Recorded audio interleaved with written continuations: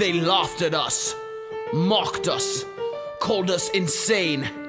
They called us retards, but what they did not know is we are indeed retards, proud retards. We are the artists, the Renaissance. We came to fight, and we shall win! Fuck the hedges, fuck the media, GME to the fucking moon. Sending my best regards to all my fellow artists and retards who hopped up in the rocket just hoping that they could see Mars. Flew past the moon in February and beat odds. Came back to Earth to refuel, it's time to see stars. Bots infiltrated the thread, try to instill fear, but we like the stock a lot, that's why we're still here. My parents said sell it, my girl said sell it. I think they just jealous, I'm about to make a mill here. GME back from the dead, it's a poltergeist type of stock that pop 100% overnight. Robin Hood shut it down once and now we going twice. Diamond hands holding so strong I almost broke the mic. If you dip then we taking off without you. Buy the dip saying fuck them if they doubt you. If you didn't learn already you about to. Hedge funds about to lose some deep fucking value. Fuck Citadel, tell Melvin to go to hell. Paper hands putting on Iran and took the L. Bulls who turn bears, you scared, you shoulda held. We smooth brain, we don't even know how to sell. The SEC wanna send the whole gang to jail. Fuck it, we can throw them some tendies and make bail. And still have enough to cop a house in the hills for the wife's boyfriend and tats of Keith Gill. Due diligence, we know what's coming next. We making history, it's written in the text. It's legal, we don't give a shit about the threats. Only pump and dump we do is when we shitting at the sex. So all the apes who bout to peak, we ain't forget ya. Just hang tight, the rocket coming to get ya. This isn't about us getting richer. Power to the players, it's about the bigger picture. So tell the SEC if they mess with GME, and if they mess with DFV, they're gonna have to deal with WSB. So tell the SEC if they mess with GME, and if they mess with DFV, they're gonna have to deal with WSB. Retards, assume formation, hold strong. Look, we some smooth brain dudes who ain't got no intelligence. You're losing your own game to new age degenerates. The rules changed soon as they knew that it was imminent. There's blood in the water and we like the smell of it. Damn, used to buy high and sell low. Now they want my shares and I tell them hell no. Damn, people finna think I sell blow when I pull up in that matte black Lambo. Damn, tell the hedge fund CEOs I need my chicken tendies and a large fry to go. Damn, and if you don't know, now you know. You get wrecked if you disrespect the Wall Street bros. Instead of robbing the broken, helping the rich. Tell Vlad he can slob on the knob of my dick. Tell Ken Griffin and Plotkin I'm knocking they bitch. Can't see me like they rocking the Oculus Rift. So if you start to feel doubt, then bump this shit. If you thinking of selling out, then bump this shit. Cause we going to Valhalla in our rocket ship. When the 10 man come, you can't stop this shit. No fear over here, we still golden. We like the stock, so we ain't never folded. He's still holding, and we still holding. He's still holding, and we still holding. If we sold right now, we make a fortune. But we about to get a bigger portion. Cause he's still holding, and we still holding. He's still holding, and we still holding. So tell the SEC if they mess with GME, and if they mess with DFV, they gonna have to deal with WSB. So tell the SEC if they mess with GME, and if they mess with DFV, they gonna have to deal with WSB. Hold tight, my fellow apes, for no one man shall conquer an army of apes with smooth brains and no fucks to give.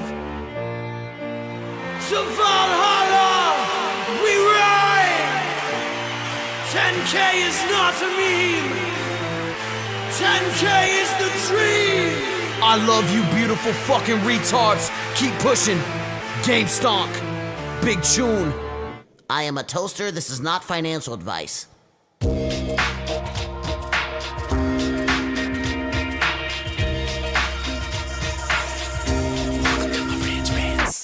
Welcome to Marantz Rantz, no advice on finance. Spin the wheel and take a chance. Get an NFT and a little education. The system got undertow, that knowledge is flotation. You wanna learn? Well, you came to right place. You're pumping AMC, might get slapped in the face. Get your due diligence, know who the villain is. Don't be a sheep when the shepherd's carnivorous. So come learn, laugh, and maybe you win big. And listen up, y'all, the wheel is not rigged. Everybody get a chance in the live chat. Kyoto spin wheel, you win just like that. Retail fight back and this retail winning. Y'all just wait, man, this is just the beginning. All fellow simians, GME group singing the truth. We just chillin', infinity pool swimming.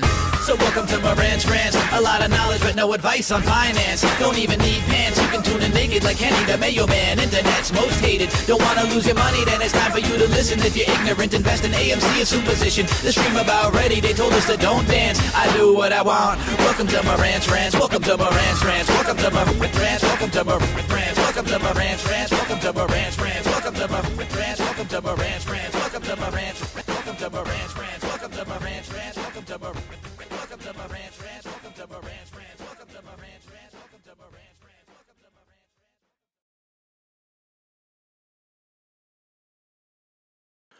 Yeah, guys, welcome back. And I'm not exhausted. I mean, I am. It's my day off, but it's because of other curricular activities. But I was just looking at a highlight. I was speechless. It was Ben Simmons. Oh, God, he's the worst basketball player in the history of the world. Thanks again, Minty Fresh Turds. Thanks for the support on the channel there.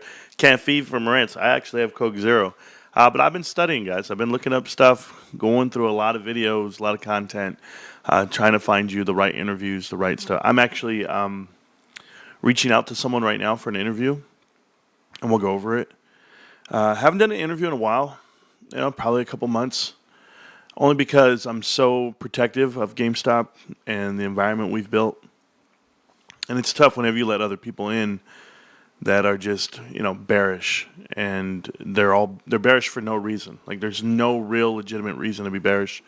They're just stuck in their way of thinking or the fear of the unknown, So we're actually going to go over some of those fears today. It's 3:30 in the afternoon Pacific Standard Time on a Saturday. The unfortunate part is I got to work at midnight. And it's that grind for me, But last night I had a hell of a night with going out to Palm Springs with my wife. We have a good time. It doesn't matter what club we go to, and we don't spend much. I don't think people understand. We went to a club, we spent $20. We went to another club, and I think it was $40. I spent more on gas and food, just getting there and eating. And I fill my tank once a week, so I do pretty good on managing. The $20, $30, but I needed that release. I want to go to GameStop at some point today, maybe right after this show. I'm going to GameStop, and then I'll take a nap. I have 3 cards that I want to get graded for my own sentimental reasons. 1, to benefit GameStop. 2, because it looks like these are the cards that are running right now. I'll show them to you guys. It's not it was going to be the Pokemon cards like this that I got. I actually got them out of the new set. One of the trainer cards, and then one of the EV cards that everybody wants, EX cards, whatever, that everybody's talking about. And then I got this trainer card. But those aren't the ones I'm getting graded. I want to get... Where are they? They're somewhere. Oh, here they are. Woo. Okay. So I want to get this Jackson Holiday rookie card on Special Forces. I want to get this graded. Okay. So it's out of the Top Stadium Club. I really like the Top Stadium Club boxes. So this is rookie card I want to get graded.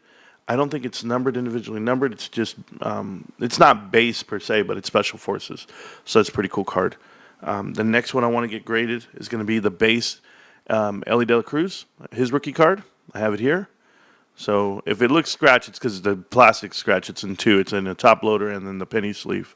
But I want to get this graded. And these are ones that I'm thinking I'm going to keep. I decided, I was like brainstorming. I was like, should I just start collecting ones that I want to keep to just get graded, pocket, put it away, and then, see where it goes from there. And then, of course, the Paul Skeens rookie card. Paul Skeens just got picked, and this is on the red. If you guys aren't familiar, that's a rare. And I got his rookie card, and then he just got selected as Rookie of the Year for baseball, and he was second in the Cy Young Award.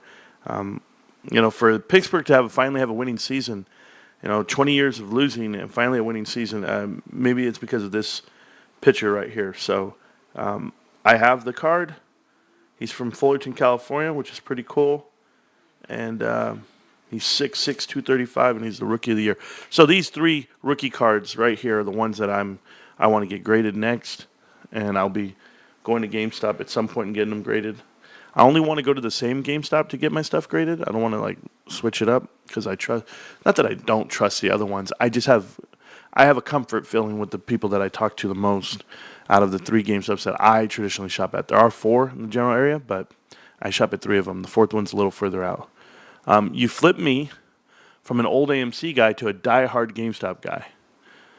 That's cool. I would just ask anybody why. Why would you ever be an AMC guy? The thing is this. It's pretty cool. I learned something about European investors that I didn't think of before, and some about Canadian investors I didn't think of before. A lot of these investors that are international, they don't have the ability to buy fractional shares. So when they tell me, it's cheaper, I get it. They were like, we're going to buy AMC at $8, at $10, whatever it may be, at a share at a time, rather than buying GameStop at $130, $160, like we were all doing back in the day. So now that my cost base average is under $100 pre-split, I've been buying them that much, and you really understood the value that we were getting. Even me today, I got really good value on my position where the shares are traditionally pre-split under $100. That says a lot. It says a lot about the dedication and the conviction you have in your investment. But AMC at the time was $8 and $15 in that range until it ran up in that June of 2021. But now the equivalent of those price points would be, right now you're at 40 cents. The equivalent would be I believe it's $80 or $150 a share, and it's at 4. So it's never going to get where they want it to go because there's no fundamentals behind it and the debt. So yeah, I'm happy you switched out. It's just the way it went out, so Marantz just AMC XRP hater. I don't understand. I'm just trying to understand you guys why you're so adamant about supporting AMC, the investment. It's a complete loss. It's a 99% loss. They're down 99%. And that business model is ruined. It's an Apollo-run company.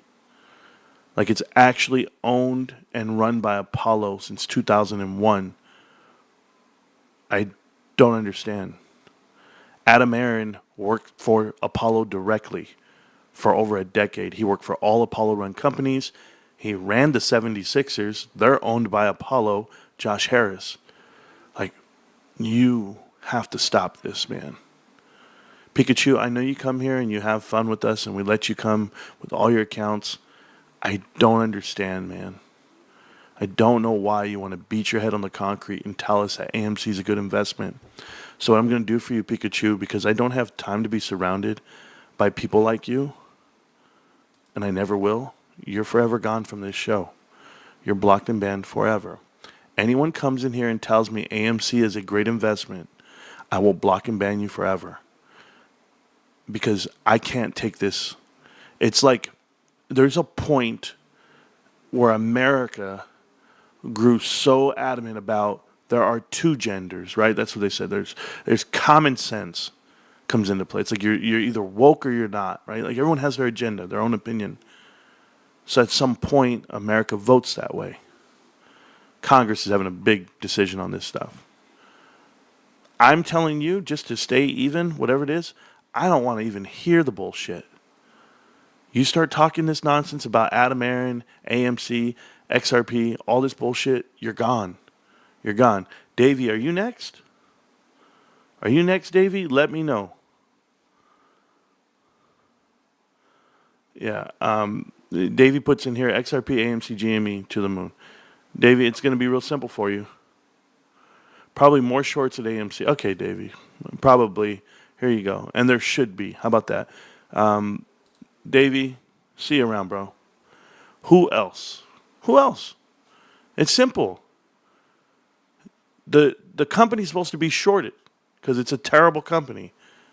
AMC movie theaters. Terrible company. Terrible investment. And if you guys want to see it raw for raw, just for you guys out there that are still lurking, as you guys do, you never leave.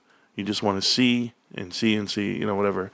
Let's go show you just how terrible AMC is. Okay, we're gonna go here and we're gonna type in AMC, and I'm gonna compare it to a company called Cinemark. But let's go to AMC, and as we look at this AMC non-investment, we'll go ahead and look at financials first. And we'll look at trailing 12. I'll do up to date because, hey, it's making a comeback, as you guys call it. Right now, operating income down, right? Are they really downsizing? Not per se. They can't downsize, by the way. They have uncancelable leases, 15-year leases on a lot of properties. Revenue's there. Here's cost of revenue. Here's your gross profit, 509. Here's the cost to run your business, and here's what it comes out to. It comes out to a negative $128 million of operating income. Absolutely god-awful. Then we're going to go ahead and throw on there a pound that you can't even get out. Interest expense. $386 million on interest expense. So what are they losing? Net income, they've lost $400 million. Bigger losses than the previous quarter before. They are losing so much money. And it's gotten worse quarter and quarter and quarter rolling forward. It's gradually gotten worse. And they're going to tell you it's getting better because they had a good year on some books. No, they deferred interest. They deferred the debt itself. They exchanged equity for debt.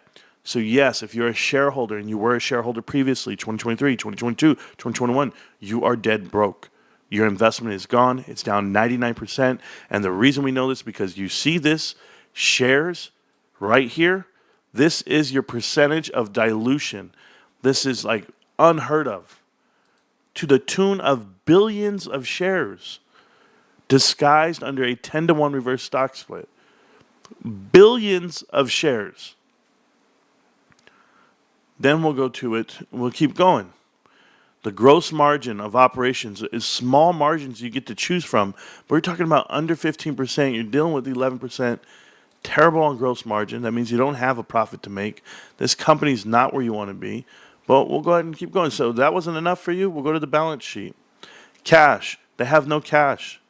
They're broke. $500 million is not cash when you owe, $5 billion, $4 billion, whatever is left on this dam that they keep exchanging. So we'll go on down. Current assets, total assets, $8 billion in assets. That's where everybody comes from. They have $8 billion in assets, Marantz. I know what they have. But look at their liabilities. They literally have $4 billion that they can't pay. They want to operate for 3.7, and they are over $10 billion in liabilities. They have retained earnings. Somebody, tell somebody, please. Retained earnings of $8.2 billion negative. They've never made a profit. They'll never make a profit. It's a profit-losing business. Negative $8.2 billion.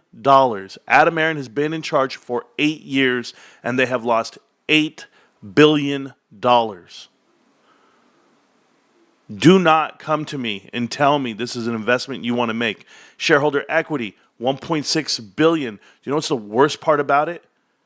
There's more shares than ever. So yeah, it's a problem. Dilution. You would have to go bankrupt and you still couldn't pay off for this company because look at this. Tangible book value, negative $4 billion. They are not it. There's no value. I don't know how people attribute value to this. I don't. Negative $11 a share when they go bankrupt, and they're going to go bankrupt. Oh, they can't go bankrupt. Brands have all this equity. They do have equity, $8 billion worth of it. And they get to ship it off, and it costs shareholders everything. There's no money to be made here. There never was. This company has lost $8 billion in the movie industry, and that was just in the last 8 years. Let's go to Cinemark Holdings. We'll go to Cinemark, and we'll call it what it is. Here's Cinemark. Cinemark operating revenue, $2.5 billion, 2.8 on total. Coming over to gross profit, $1.4 billion of profit. Minus the SG&A, operating expense, $291. Yes, they have debt. They pay their debt. And as it comes down, they actually make an annual profit. And here's your profit. Net profit, guys. Hey, they're not losing $1 billion. They're not losing $500 million. They're not losing $400 million. They actually are a smaller company and make more money than AMC. And it's not even close. $240 million versus the $400 they lose? No. And they don't have this whole, we offered up our company. They have the same amount of shares they've had all year. They offered up some. They spread it out, but it's not drastic amounts. It's not gonna gut you in the end. No. So we'll keep going. Now we saw this. This is their numbers. Let's go and look at the balance sheet. What type of company are they running? They have almost $1 billion in the bank. Almost $1 billion in the bank.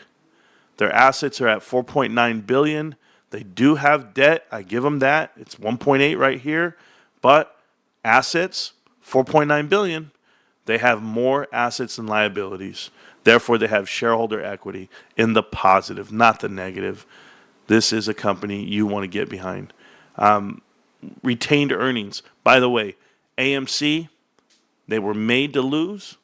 They're forced to lose. This is a company in the same industry, same sector. This company retained earnings over the history of the company, negative $214 million. By next year, this will be a positive number. And that's lasting through the pandemic. That's dealing with this, with strikes from the writers and everything else they want to tell you. They literally have made every dollar that AMC can't make, and it's because they don't have Adam Aaron at the helm, and because they don't have Tony De Niro pushing up the stock, or anyone else, AMC Bigums and AMC Shaw, and you know, Boss, what's his name? Boss of Wall Street, I don't know, but Boss Blunts, all these dudes, all pushing out AMC because they're going to be so effing rich, right? Cinemark is the company. Cinemark is the brand. Cinemark is the stock you want to buy. And Cinemark right here, book value, $4 in the positive, not the negative per share, and the stock price is decent. I know it has value. You're looking at $32 on a small float, relatively small float of 120 million shares versus AMC's that had to dilute all the way up to 3 billion shares when you do the math. But hey, well, I know. I just work here. Here you go. We're done with that now? Don't ever let me hear you say AMC again. If I hear it, man, I'm just going to you're going to get muted. You're going to get more than muted. You're going to get blocked, and you'll never have somewhere to play. Hey, all you guys out there that are lonely on the internet, you're going to be even more lonely. So you're going to have to go to a different website because this website's not going to help you any longer. I'm not playing your games. Want you to know that. Hi from Germany. Hi, how you doing, man? Alea Donahue asking where DOG, his grandma. I can't with Donahue George either. They're the same dude. They're just like Ape Father. Marantz is the smartest man on the internet. Marantz is so smart. Marantz is an intelligent dude. He does good content. All the DD in the world. He does all the homework for you. And then they don't listen. Then they ask, what's going on? What's going on with AMC show? I have to hear this, dude. I just block you. You know, I got a guy on Twitter. He posts. I don't even know his name. And he posts about GameStop all the time. So I was like, all right, I'll watch him. And I'll figure out what he's saying. And then he posts, and AMC is this, and AMC's going to... And I'm just like, what the hell? Who are these people? Like, who decided to make both this movement about both? It's never been about both. It wasn't about both until Jim Cramer, during the run-up, started talking about it, where he said GameStop's fundamentals are detached, yet AMC is a decent company at a decent price. It was him who sprinkled in AMC. It wasn't anyone else. Just know that, guys. Watch this. Let's see if let's go see. I didn't even make up this conversation about AMC. You did. Here's the deal, guys. GameStop is a $23 billion company right now that, frankly, even if it were operating in all gears, would be worth about $5 billion. It's $23 billion. I mean, worth $5 billion. So it's actually literally like more than 4 times what it should be worth. AMC was a few days ago. Adam Aaron, who's a very respectable CEO, we've known him for a long time. Yes. He came out and said, "You know what? We're not bankrupt." Well, that's a real reassuring, right? So his stock's at 13. If he just raised $900 billion, he just raised what? Almost $900 billion. What? Some huge amount, David. What was it? $9 billion? Yeah. No. But yeah, they raised almost $1 billion, I think. Yeah. Almost $1 billion. 900 million. Yeah. He needs to raise about $9-10 billion, right? I mean, come on. You got to pay down the debt. You got to do something. Listen, but Jim, I mean, it's been an interesting, here you are, you've for years, right, on Mad Money and on this show, we've been trying to inform. You certainly have been working to inform what you call the retail investor. You call the these guys the regular person, right? The merry men, because they're different. This is a different cohort to a but certain extent. They're very. Look, first of all, congratulations to them. We all wish people can make as much money, and we wish they were making it on Apple, or we wish they were making it on Microsoft. But they're making it on companies that the three of us know are actually not doing that well. I'm not saying that GameStop should ever have been as low as where the short sellers were selling. It's just because it obviously, there was a very smart buyer. Ethan Cohen came in. Was it the fellow, the guy, Chewy. The guy who started Chewy. He bought a lot of stock at $8, and he's a bright guy. But it's at 338. Do you believe that if you were to poll every single member of the board of directors right now, right? Every single member, every single member would sell it. And their families would sell it, and their lawyers, and their doctors, and their dentists, and their PTs would all sell it. And that's what I don't like about this. Now, of course, that's inside information. I'm not condoning that. But there isn't anyone who is involved with GameStop in any sort of way, shape, or form who would accept the fact that this company should be at 338. But there are people who are buying it because, Carl, you see this too. The system is broken right now for certain stocks, for the heavily, heavily shorted stocks. And people are thinking somehow, well, this is a home run. Take the home run. Don't go for the grand slam. Take the home run. You've already won. You've won the game. Yeah. You're done. I didn't bring up AMC. Jim Cramer did. That video right there was the day GameStop's running up on the 27th before the 28th. And he says, take the home run and run. You guys brought it up, not me. What are the chances that I have a video ready to go in the chamber? What are the chances? I'll tell you why. Because my mind works like yours. Where I'm sick of hearing people say they love AMC. Like I just had a guy here named, what's his name? Daniel Mata. Says, please don't block me. I love AMC. Yeah. Welcome to it, dude. Welcome to the block side of YouTube. You're gone forever. Gone forever. We'll never hear from you again. Don't say, please don't block me. Stop telling me you like something, you love something, and you're at a GameStop channel where all I talk is GameStop, and I prove to you why private equity pushes out terrible investments into the public. You think Jim Cramer's not doing the bidding of AMC and private equity the day of GameStop running up? They're trying to blame Reddit, Superstock subreddit. AMC subreddit was built the day GameStop took off. The 28th, when they halted the market. These are distractions built in. This was not the environment. Shout out to my girl Marissa, and tell the kids, keep it down. Ricky, I'm trying to tell them, bro. We're watching the show on TV. Thanks for GameStop. Hey, all you kids right there, let me tell you guys something. Settle down. Settle down, guys. There's better times ahead. Just chill. And Marissa, listen, Ricky's a really smart-ass dude. Ricky's got GameStop, babe. That's all I can tell you, like the rest of us. So I walk around. I'm at the club. My wife's like, baby, what do you know? I said, don't worry about me. I'm just looking at some videos. I was literally in my phone looking up tweets and stuff. She's like, we're here at the club. I said, I know where we're at, Mom. I've been bringing you out every night for the last 17 years. This ain't nothing new. Just like GameStop's nothing new. Stop acting. Bro, chill. That's exactly. So look at this, okay? It's funny how the better GameStop is doing, the more trolls come out of nowhere. Absolutely. Yeah, Ricky be crazy, bro. Okay, Ricky be crazy. That's his name. Okay. Guys, so I'm ready with one video, right, with Jim Cramer talking this nonsense about Adam Aron, well-respected CEO, got to raise $900 billion, $9 billion. Yeah, we know he's got to raise $9 billion, dude. He raised one, and he offered his whole company up to do it. So that's where it was. Grandpops was cracking. Redwood. Am I old or something? Is there something about me that says old? Honestly, other than the gray hair I get here and there, bro, there ain't nothing old about me, player. Okay, look at this. Last night I showed you GameStop went from 3,200 cards all the way to 4,500. When I woke up this morning, it was at 41. They sold 400 cards in the middle of the night, and it just keeps straight. It goes back and forth. They add cards, they take away cards. They add cards, take away cards. People are buying them like crazy. I get it. 4,082 cards. So from 4,500 last night to 4,082 today, 500 cards sold. I wonder. Oh, I wonder. Here's my position on GameStop, guys. I am currently sitting at 24.74. We'll start buying on Mondays. Let's get it going. It's a short week. But yes, I'm up around 12% of my investment. If I sold today, walk away with $25,000. I'm not shy about it. $25,446 is a lot of money. That's life-changing money. You don't believe it? Let it fall into your lap, and let's see how you start living. Let's see if you can protect yourself, because the biggest drug in life can be money. It can get you up, it can get you down, it can put you out if you don't know how to react to it. But all it's going to take, you know what? You don't think $10,000 will change your life? Ask yourself, look around. Well, how much of a cushion do you need? I don't have the cushion right now, not liquid, not paper, but I could. But I'm not, because I know me. I know where I want to be. I want to be right here next to you guys, running it. That's what GameStop's doing. I'm going to show you guys something, okay? You see this right here? Oh, another partnership.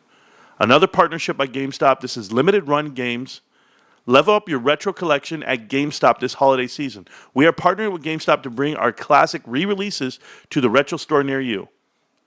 Classic re-releases. You guys aware of what that means?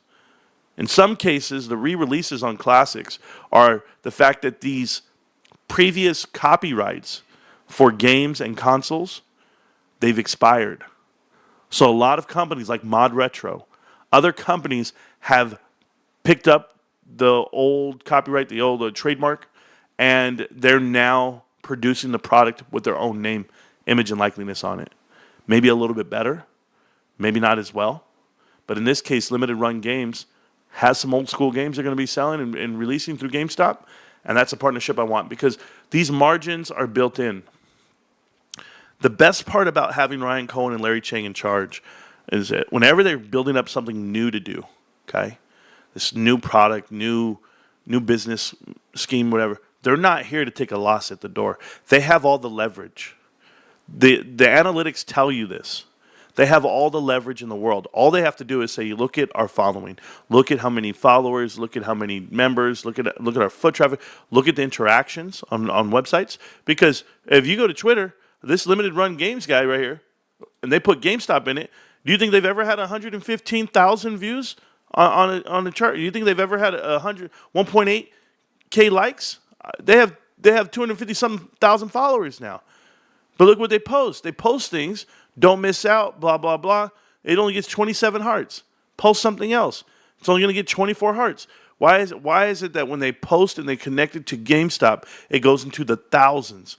Because there's people that support GameStop, period. And that proves it. We prove it in interactions. We prove it in what they call click-through ratios. It's all about GameStop. It's always going to be about GameStop. You tweet about it. You look about it. You read about it. It's there. Now, I'm no proof of that, only because I'm shadow banned. But these guys are releasing games like crazy via their website. And if they can release it with GameStop, in conjunction with GameStop, I support them, right? I support everything GameStop does. But it's pretty cool. It's pretty cool when you think about it, if that's the case. But so it's just another follow for me. Limited Run Games, I'll have to follow them right now. Let's go ahead and follow them. Because I'm going to follow them because I support anything within the GameStop ecosystem. But I want to talk about something that people should be talking about. It's this video here. This is a video from our Discord, guys. This video from our Discord is about a guy that has a channel called Sports Card Investor. And these guys are a bunch of sports card bros. Okay? Everyone in here, and listen, guys, I know it, and I want to explain it before we watch the video. I want to explain something to you guys. People are very protective of their communities. I'm one of them. I'm very protective of our GameStop community, what we've built together, the information that gets passed around, and how it gets out to people. This is why I don't partner up on a lot of things. It's hard for me to find sponsors, and not that it's not hard to find them. I just don't want them like that. Like, I will do it on my own accord. Well, these guys are no different. When it comes for hobbyists or people that are involved with cards, they feel near and dear to themselves. They're little local card shops. And I felt this because, unlike some YouTubers here that just talk, I do the footwork, right? So I went to a card show, and I talked to some people at I talked to every single booth, all 400 in Vegas. Huge card show Front Row Card Show, did a video. You guys can watch it. I'm there for an hour talking to people about the partnerships between GameStop and PSA. PSA graded cards, right? So you have a card, guys, just so that we're clear for all the people out there watching for the first time. Let's just say you have a card that you care about. And the card, something like, I'll give you an example. I'll just reach here into the desk, and we'll go with one of these cards that you guys might want to know about. I have, is this Adrian Beltre? Adrian Beltre on the red, okay? This is somebody's card. Somebody really likes this card, right? You really like it. What you do is you can keep it raw, and you can not get it graded. You can leave it in a sleeve, just put it in plastic, and that could be your collection. Or you can send it out to PSA. There's also Beckett. There's also CG. I forget the other one right now. But there's pretty much 3 to 4 different grading systems, but the traditional ones, the reputable ones, would be something like Beckett and PSA. PSA is the biggest one by far. You get a grading and a rating by PSA. They've had the same rater in place for over 20 years. So the director of rating is the same. So it means the quality is the same, or it should be. The integrity of the rating matters. So when you put PSA on something, PSA has a grading system. They tell you what's the population of the card, what's the grade, and they give it a sequential order, a nomenclature on the card. I do have a PSA card on me, but my wife put it away. It's a Kobe Bryant rookie card given away for Christmas. But with that being said, you have the option to get it graded if you want to. Any card. Over the years, getting cards graded, it's been very difficult for some people because there's so many rules. Ways you send it in, how it has to be, the minimum, the requirement, and then do you trust the mail system? There's a lot of things like that. So card shops offer this service with a fee involved. I'll get your card graded for $30. Even though it only costs them $20, they'll make $10 off the service, and they'll send it out for you, along with the other cards they get graded. The problem that people inquire, because I was asking at the tables, I said, well, what's going on, guys? What are you guys mad about? Why don't you guys like this partnership with GameStop and PSA? And the first guy goes, well, what happens if someone has the same exact card and they switch them out? And I'm thinking to myself, okay, this is a card shop problem. This is not a GameStop problem. GameStop doesn't have a vault of cards that they keep on hand, and then you bring in a card and they go, ooh, Victor Wembanyama, let me switch it for mine. That's not how the way these employees, they literally take the card right in front of you, boom, wrap it, you put it all away. You do it all yourself, by the way. You can watch those videos, or you can just go do it yourself, like I've already done twice. And I'm going to be doing the 3rd, 4th, and 5th time when I send out these other cards. So my point being, these guys who've been doing it their way for so long, they only want to keep doing it their way. They don't want to involve somebody new. It's very traditional, right? Just keep it on task. Oh, somebody just sent me a dumbass. This is ridiculous. Kyoto, does Kyoto know I'm live?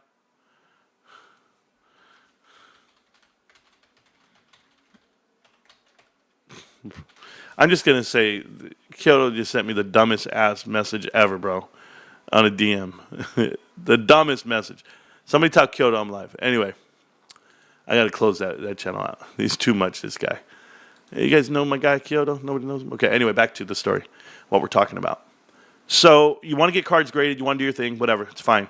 These guys who are old school, been invested in the cards forever, they have a stack full of cards, and you know what they do? They go to their local card shop and they go, Will Anderson Jr., I want to go get it graded. They go to their buddy that they've been dealing with cards forever, and they give it to him. And their buddy, who they think is their buddy, takes the card and goes, oh, okay, and switches it out with the same exact card, but with a lower grade to keep the higher graded card. Things like that have happened. And that's why they're scared. That's why it's like a trust system. And how are you going to develop trust? You will never develop trust until you try. Ladies and gentlemen, you guys don't know the partner you have until you date them. You don't know what type of parents you're going to be until you become a parent with them. You don't know if they're going to like something until they try it. So before everyone puts their hands up and talks to bullshit and gives out their opinion about something, do it first. That's all I ask. Do it first. The reason why I walk up and down and I'm talking to people left and right, strangers out of nowhere, guys, go try GameStop. Go try GameStop. Because I want you to try it for yourself. Then have an opinion. But let's see these Card Bros, what they have to say. They're already negative on GameStop because GameStop's walking into their world. But let's see what they have to say about the partnerships of GameStop and the fact that GameStop named Nat Turner to the board of directors for GameStop. Let's see what that means. And by the way, Nat Turner, CEO, chairman of the board for PSA and Collectors Universe, the parent company of PSA. Here you go. Your first purchase at Arena Club and your chance to get those boxes. All right, guys, let's go on to this next story. Nat Turner is now apparently a board member at GameStop. He has taken a sit next to her in her suite for one of these games. That's a lot of First keep dwindling into technology to have competition. They bought SGC. You just rattled off the numbers. It's even higher when you look at total sales volume or volume graded now. Many years now. I think when you have somebody who takes over a company who ostensibly has little to no understanding of that particular industry, what matters the most is getting the right leadership in place. All of this. I want to shout out Simon466 Cards on YouTube and Instagram. registers as a blip on the radar now of the total cards being in charge of Beckett. Wow. Hold on. For whatever reason, this skipped past the part I wanted. So let's just talk about this interview for a second, what they're doing. And we'll find the GameStop part, why I skipped all this nonsense. Okay, we grew up with Beckett. If you guys do not know what Beckett is, Beckett was a magazine. Beckett used to have a magazine that you would buy monthly, and it would rate your cards. It wouldn't rate them. It would give you a value for raw cards. There was no such thing as grading back in the day when I was collecting cards. You used to have a Beckett magazine. You look up your card, be like, oh, it's worth $4. It's worth $2. It's worth 20 cents, 50 cents, whatever. No big deal. Well, Beckett recently, their CEO, was charged with fraud. And to the tune of like $10 billion or something crazy. I don't even know what it was. I don't even know the case. I don't care. But the whole point is Beckett has lost all credibility, right? So people... And even though it's personal, like it's a personal thing with him about insurance fraud and some other stuff, it has everything to do with Beckett in a way. But whatever, I don't care. Who's going to buy out Beckett? That's the question people ask when they're talking about it, because somebody could take up their market position in it. The addressable market cap for them, like what they're doing, they do about 28,000, 25,000 submissions to PSA or to get graded a month. They do 25,000-ish, 30,000 in that range. PSA does 800,000. That's how many they've done already this year, I believe. Something to that effect. It's like it's not even close. Like we're in totally different ballparks. PSA is the number one by far. But that's what these guys are talking about. But I'll find the part I want. Like talk about another thing in a series of things, because we've been talking for the last couple of years. This a while back, like many months ago, he made 2 pretty extensive videos. Yeah, we know. And now finding out that the owner is a fraudster just somehow, or how to succeed. You know, I just made a bunch of videos on mistakes buying and selling sports cards. This feels a lot like that. Just go look at those things. It's terrible. Doug, this is so sad to me. Beckett was the name. Exactly. Is now apparently a board member. Here we go. At GameStop. He has taken a board seat Sorry, at my microphone GameStop. was So, of low. course, you My remember bad, a couple guys. months ago, there was the big announcement that GameStop is getting into grading. They were starting to offer PSA grading services. And according to Boston Card Hunter, who analyzed GameStop's recent SEC filings, Nat Turner has joined the board at GameStop right as GameStop is trying to rev up their PSA submissions. Now, GameStop has already taken in close to $2 million in submissions thus far, and that's been in a very short period of time, I think less than 2 months. I was critical about whether this GameStop PSA partnership would really work because I questioned the expertise of the GameStop employees and whether they would really be able to answer questions that provide value. But I have heard that where most to almost all of these cards are coming from are from TCG collectors, Pokemon. GameStop is getting tons of Pokemon submissions. Makes sense. And so apparently with Nat joining the board, is this only going to ramp up further? What effect do you think this has on PSA and the hobby overall? Teapot, I'll start with you. I think this has a really funky vibe to it just because GameStop's become like a meme in the last Yeah. few years. We know about the short squeeze. There's seemingly unlimited videos of employees talking about how much they hate their jobs or making videos. So this is the narrative that they want to push out. I'm going to play his part, but I just want people to know a couple of things. I don't see the videos about employees hating their jobs. I've seen one guy, Camelot, who lies about getting fired 9 years ago or whatever the hell happened to him.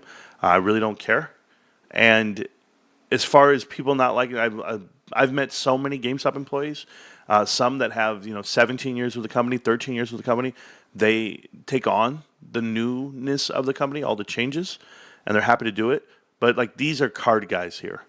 And if they think GameStop's only doing it because of Pokemon and that makes sense, then maybe they're not looking at the shelves. I'm gonna explain something to you guys in a minute when he says it, but this right here is a straight bare thesis what this guy's talking about. So hear him out. Videos going against company policy and do it like it's sort of like, man, GameStop, like really this is what we're going to lean into. But I guess when you already have these locations all over the United States, it kind of creates these little checkpoints all over the place to try to spin up a new line of business or get more exposure. I don't really ever see GameStop becoming a source for sports cards as like an authoritative source. Not for collectors. Will it serve potentially as a glorified vending machine for repacks with a brick and mortar storefront? Maybe. Yeah, we've kind of seen that come out, and I could see people sort of wandering in and going, oh, what's this thing for sports cards? My kids like those. Maybe I'll try that. But the employees many times don't even really know the video games that they're selling or the consoles. So I don't expect them to be able to explain Topps Chrome versus Bowman Chrome or what a special art rare card is. Like it just.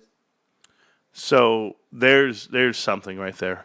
The GameStop employees that I talk to, they know their games very well. They do. And I don't expect them to know the card world. I don't. But for these guys to think GameStop's just a retail sales, does anybody here really know how cards work? Like packs of cards and like where you buy them and like there's like rarity to them, like the boxes themselves. Like this right here, I'll give you an example. This right here, this box, this is going to say 2024, little box. This is like a booster box, okay? I mean, you have 6 cards in it, or 6 packs, 7 packs, whatever, and it'll tell you, look for 4 chromes and 2 insert cards per box. It tells you how many are in there. There's 4 chrome and 2 insert cards for the whole box, booster box, right? There's mega boxes. Mega boxes have standard, they'll have like 1 pixel parallel card, whatever. They tell you on the box. So right here, here's trading cards, here's a booster box, and it says there's 22 cards per pack, 6 packs, here's a box. Look for rookie signatures in green. And it'll tell you right here, find 6 parallels, including 1 blaster, exclusive numbered parallel. So you know what's in it, a booster box, right? Little blaster boxes. Same thing with Pokemon. They do the same thing. I'll take this card right here. It says exclusive royal blue baseball card parallels. Look for those inside. 7 packs, 12 cards per pack, and it'll tell you updates on the series. And it tells you what's in the box already, right here. Look for 2 exclusive holiday baseball card parallels per box. Boom. That's what's in it. Hey, all you GameStop collectors, everybody, you guys might want to start saving your boxes and reading them. But there's also boxes of hobby. See, whenever you see a hobby card box, see, they originally release, like the release date of this set, whatever it may be, Topps Chrome, by the way, last week it just came out. Topps Chrome comes out, everybody wants to buy it. They're going hunting for the Paul Skeens rookie card. Paul Skeens rookie card comes out, and he got Rookie of the Year. These cards just got released last week. You can't find them. They're sold out. You know why they're sold out? Because everybody wants to buy them. And where are they buying them from? The 2,900 GameStop stores.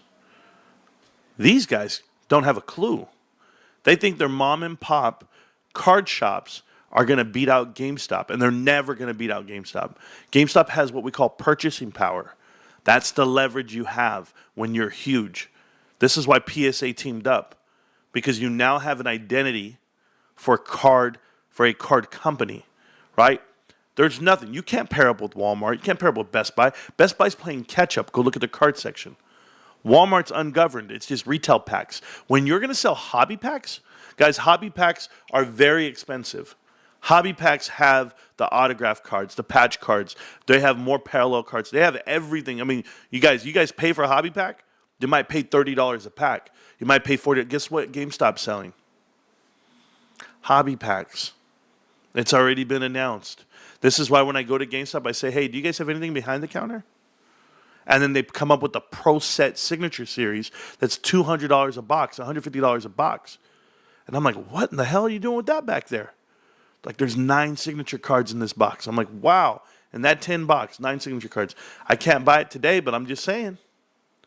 You might get a Jaden Daniels rookie card on that one too. But GameStop's catching up and GameStop's running. They have to get the right buying pressure, the right price, the right margins. So these guys are kind of, I don't want to say kind of wrong. These guys are completely wrong, but there's more to it. You don't think GameStop's ever going to be this. You don't think that. They don't understand what business is. Business starts at the very low level of walking in and creating the excitement.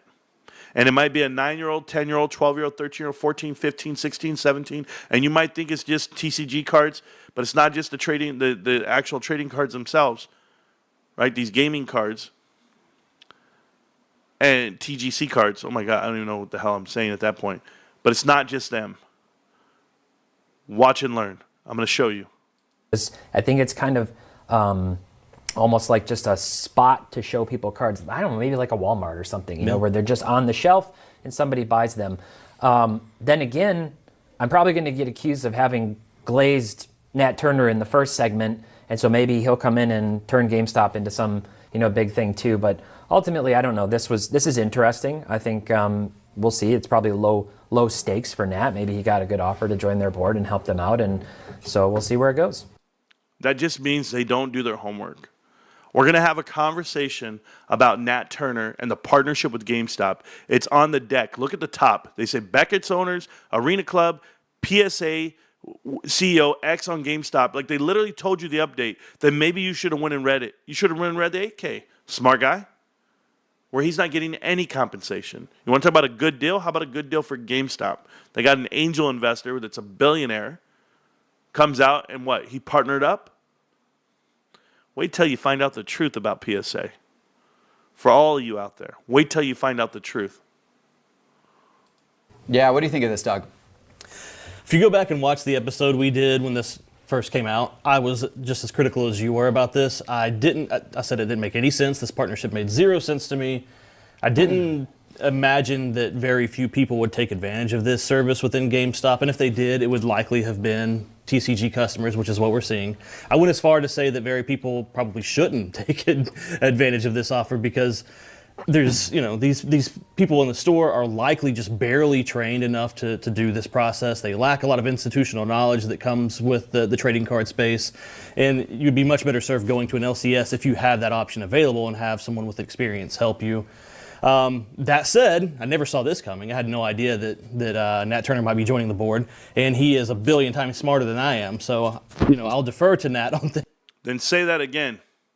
He's a billion times smarter than you are. We know that part.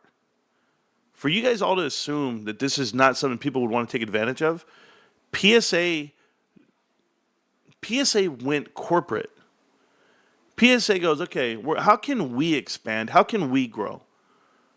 Instead of charging $150 for these membership fees, and we're at stagnant growth, we're a privately owned company, where is our growth? Where's our money going to come from? I got an idea. Let's partner up with GameStop. And you think it just ends there? You think it's just cards? I got info for you guys. Things like this. But that means also that I don't know what's coming next. So while I still kind of stick by my guns on this, it doesn't make sense. I don't see this being beneficial to the sports card community, etc. I don't know what Nat's next move is because I didn't see this particular move coming. So he might have something up his sleeve that completely changes my mind, but I'm sticking with that for now.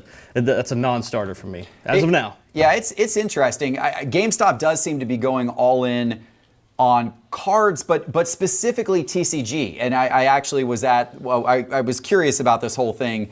A couple weeks ago, I popped into one of the local GameStops here in Atlanta and saw no sports cards, but saw a lot of TCG. And they seem to really be... This is how smart these guys are. I'm so happy these guys are not in business. Like, they're not in the business of cards. They think they are. Hey, sports card investor, listen to me. Do you know why you don't see any sports cards? Because they don't have any sports cards. Because they're sold out. That's why. Do you know how fast GameStop sells out of sports cards? Please, let's get their hands on more. That's how impossible it is. I want you, all of you guys claim that you love this investment, or you guys claim you guys love cards and you want to speak on it, go stand in a GameStop while they're delivering their packages for their daily inventory intake. Go stand there. I've done it. I stand in GameStop for an hour or two. I'm watching, I'm looking, I'm listening. The employees know. That don't bother them. I'm not a nuisance. I'm none of the above. I go, hey, I just want to intake some info. I want to see what's going on.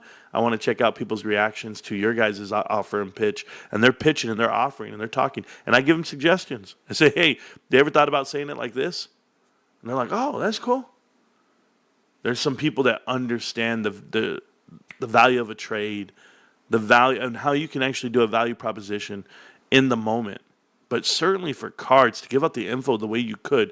Look, I'll give you this example. You go in and you go, hey, man, you got any of those new Pokemon cards? The Surging Sparks? And you go, unfortunately, I'm sold out. But I'll tell you what I do have. I have the option and the ability right now to sign you up for the next pack, the next set that's coming out in January. We're doing pre-orders right now. There's no limit on those. That's the one everybody wants. I know you want Surging Sparks, but I have a second option for you. So can we lock you in for some packs right now? $5 will do it. Like, you literally can just do that and generate revenue for your company. But these guys are dinosaurs. You're absolutely right. They're stuck in their ways. Building up their TCG presence. So the fact that the grading is going to tie in with people opening up boxes of TCG and everything, it makes some sense to me. Yeah, it's going to be interesting to see where this all goes next for sure. We got some more grading news. All right, keep it down, bro. You guys ever heard about this website here? It's called Whata. W-A-T-A Games. Whata Games. And Whata Games has this ability for you to rate your video games. Your video games get graded, opened and unopened, and you can get them, go to a dealer, get them graded, get sent in, do your submission, and this is all new. It's a whole new thing. I've seen them. I've seen games getting graded, and they were selling them out there at these at the card shows. And when you look, you see we've got you covered on Sony, Atari, Colecto, Magnavox, Mattel, Microsoft, and whatever, all this, right? But do you know what's the best part about this damn company? On Whata? They're in Santa Ana. You know what else in Santa Ana? Whata. The best part about Whata, just so that we're clear, is the fact that they were bought recently by Collectors Universe. They were just bought up by Collectors Universe, and Nat Turner is huge on grading video games now. So I don't know where it stops, but I know where it can go. Whata Games. Check them out. If you don't believe me, they're owned by Collectors Universe. They're owned by Collectors Universe. I'm just telling you. There's more to it than just that, though. I want to show you Whata Games, right? Check this out. Cautionary tale, Whata Games, and that's under GameCube 3 years ago. But Whata Games right here. Whata Radio Bone. Oh, they don't have it there? Right there. So Whata Games is here. Video game collecting. The early years, the current years, and here's why. Because it tells you, no, bootlegs, no. Even tells you what game to go for. But where is it telling you?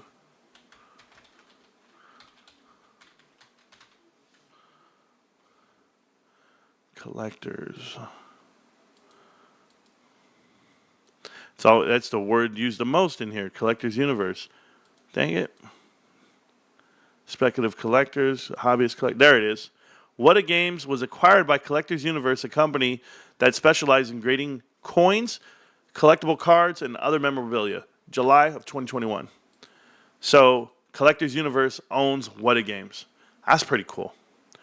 So then I go into Collectors. I want to go check them out, guys. Don't you want to check them out? I want to check them out. I want to know what they're all about. So first thing is this. I want to establish this right now. I do see ties to private equity within the senior staff for Collectors. Does it scare me? No. Let's establish one thing right now. Everyone keeps trying to say Steve Cohen owns Collectors Universe. I think even I reported on it. Look at this. It's owned by Steve Cohen and D1 Partners. But then I had to go look at the press release. Here's the press release. Investor group led by Nat Turner completes acquisition of Collectors Universe. And this is from February 22 of 2021. And the craziest thing for me is that I want people to know is that, yes, you do see Cohen Private Ventures in here, and you do see D1 Capital Partners, but Nat Turner was the head of this whole thing. And then I have to remind myself, Nat Turner, who is an angel investor, who's not necessarily private equity, but he partnered up with individuals that had a strong tie to collectibles and artwork, and that's why he went to D1 Capital Partners. That's why he went to Cohen Private Ventures. He went to go get money. He has his own money, yes, and he's in charge of this company. So when you look at it, yes, he did go to the investor groups, and they did have the Charon Group, which is private equity. They did partner up with NBA players like Kevin Durant, Andy Roddick, Larry Fitzgerald, Deshaun Watson. I'm not a big fan of him. Ken Kendrick as well. But when this deal was done back in 2021, it was under the guidance that Nat Turner was going to run the company. This is Nat Turner's deal. Nat Turner owns Collectors Universe. Nat Turner runs that company. Nat Turner is in charge at PSA. Nat Turner's on the board of directors with GameStop. Nat Turner's a good guy. That's by all accounts. Okay, I want to just put that out there now, but it was him being the head of it all right here. This is Nat Turner. Nat Turner, you want to own a company? Who do you have to put on the board? You have to put private equity, Daniel D1.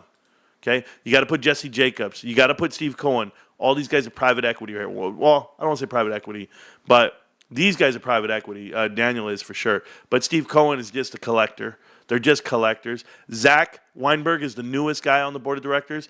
He grew up with Nat, basically. They went to the same college, and he didn't graduate, though. He's proud about that. But we're going to talk about these guys for a couple of reasons. You guys should go ahead and friend them all. I already have on Twitter for the right reasons, okay? First, Allison Algor. Allison, if you look at her here, she's from Groupon, which I'm not a big fan of, but she did work at Amazon for 9 years in a variety of HR roles. She's the HR Chief People Officer, as they call it, and she's from Yale. She's got a BA from Yale. She's a smart person, and she's not into hobby collecting just yet. She's not in collecting, but she's going to get there. But right now, they hired the right person for the right role. Dan Van Tran. Now, Dan Van Tran is the Chief Technology Officer. This dude's the real deal. Telling you that he developed games in middle school in his TI-82, which I believe. Now he's working with the same and most innovative technologists and disrupts the industry. So this guy's real. They hired the right guy. He collects cards. And if you read it at the bottom, he has his card collecting pursuits include everything Alex Morgan, who wouldn't, modern basketball releases, and survival horror video games. So he collects video games. I said, oh, that's telling. That's something new. Greg Fisher, the Chief Marketing Officer. He's previously with the firm, but prior to a firm, he was with Venmo, okay, Braintree, and worked for PayPal, Amazon, HTC, and Intel. And if you read it at the very bottom, it says he's a fan. He's collecting interests include gold, silver coins, and recently began card collecting. He's already said on whatever. So now you know. Oh, there it is. That's what don't let me read this part out, okay? And I wonder if you guys can see the pop-ups. Oh, you can. Perfect. So Greg Fisher, look at what he's all about, okay?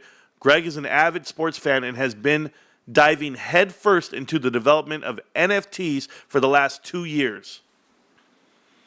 My kind of guy. I know a company that already has the whole world mapped out for NFTs. I'm happy Greg's here, okay?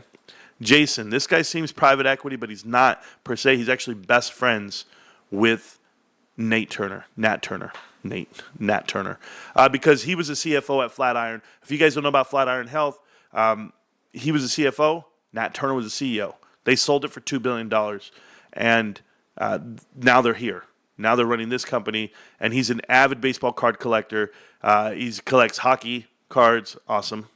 Mike West, Chief Operating Officer. This is the guy I have like red flags for, because I feel you had to put somebody into place with all this private equity money. You have to put somebody on the board, and this is one, or somebody in a leadership role, and this is a guy I don't like. Why? Because in the past decade, he's worked with executive level positions at Neiman Marcus, Lowe's, and Michaels. He joined Collectors in August of 2021, right when they bought it out, right when they set it all up. So if this is private equity's guy they have to put on the board to see what's going on, I'm checking you out. I keep my eyes peeled open for it. But he collects coins and particular interest in early U.S. silver dollars, Morgan silver dollars, all this other stuff I really don't care for. Mike West, I don't like. I don't like him on the board. I don't like him in the company. But Nat, I understand you did a deal with the devil type deal, so I'm watching, okay? Nathaniel Wolf. Prior to joining them, guys, he was with the NFL. He's also with Netflix. And he has corporate partnerships and responsible for growing Collectors either organically or via partnerships and acquisitions. Well, I think he had something to do with the GameStop world, right? So he's here for you, and I'm good with it. I don't mind Nathaniel Wolf. Reza, I like to know that he's actual head of all grading. Reza is a mainstay at PSA, having joined the company as a senior grader in 1998. Since 2002, he has served as the director of grading. His focus is to make PSA's card grading standards are consistent and reliable. He spearheads grading and takes great pride in the work of his team. This guy's all about it, okay?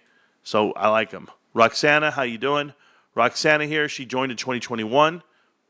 Everybody joined right when they took over, okay? She's going to be the lawyer for them, which isn't bad. And I looked at her. One little thing was she was an in-house counsel at TrueCar Inc. I got to check more into TrueCar, but no red flags just yet. Ryan Hogue, is that his name? Ryan Hodge? This is my favorite part. Ryan, how you doing? PSA president, overseeing trading cards, autographed memorabilia, video game, and Funko Pops. That's what this guy's all about. He's the chief product officer previously, and now he's in charge here. Before that, he had leadership roles, product leadership roles at Microsoft and Office and Windows. Windows 11, who's the main driver on this. So this guy's awesome. He's everything GameStop does. He's a lifelong sports card collector and a PSA customer since 2000. So he believes in the company. And then Stephanie, she just starts collecting some nonsense.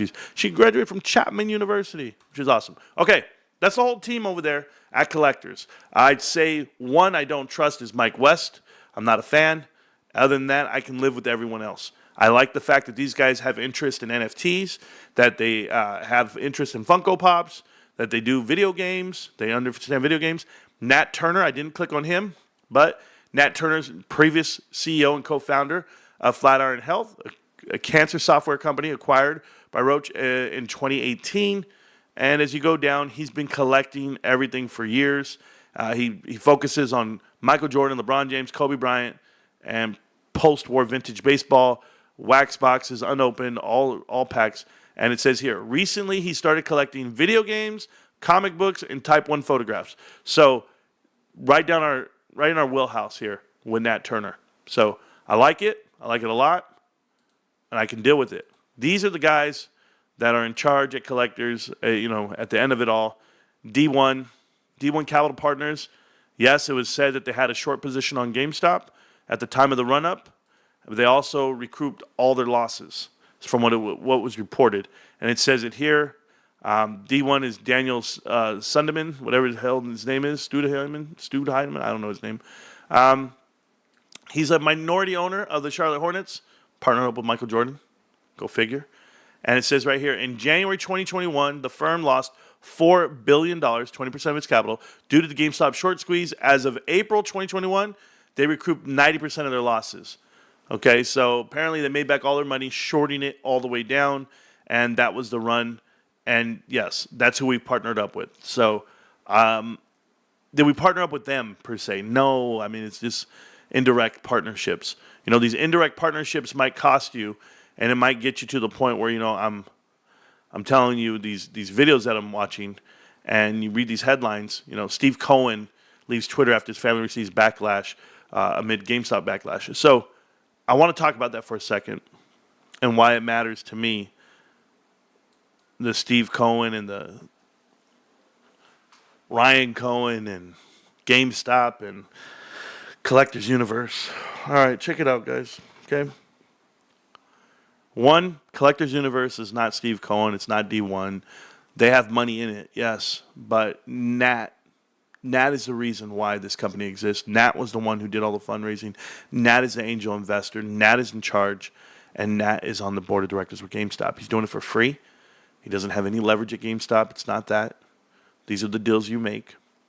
But if you want to expand and you want to grow and you want to have ownership of it, put them on the board. Remember what I told you? You have to answer to somebody.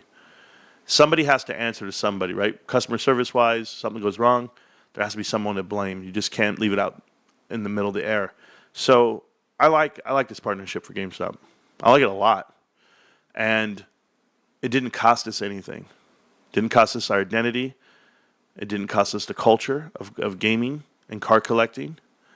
But for GameStop to go another route, this opposite route, this alternate route, not doing all the nonsense they've already told them to do.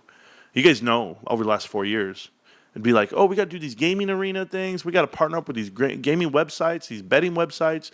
We got to do this partnership with Newegg and Steam. And okay, well, let's all slow down. They found a way to make profits and a margin. And yes, short sellers at one point on GameStop. I can't fault these guys for shorting GameStop if they're all in on it. They're all in on the play. But I'll tell you what you're not. You're not against it anymore. Ever since GameStop announced their partnership with PSA and Nat Turner being named to the board of directors, GameStop has gone up in value. The stock has literally gone up, and there's a trend here.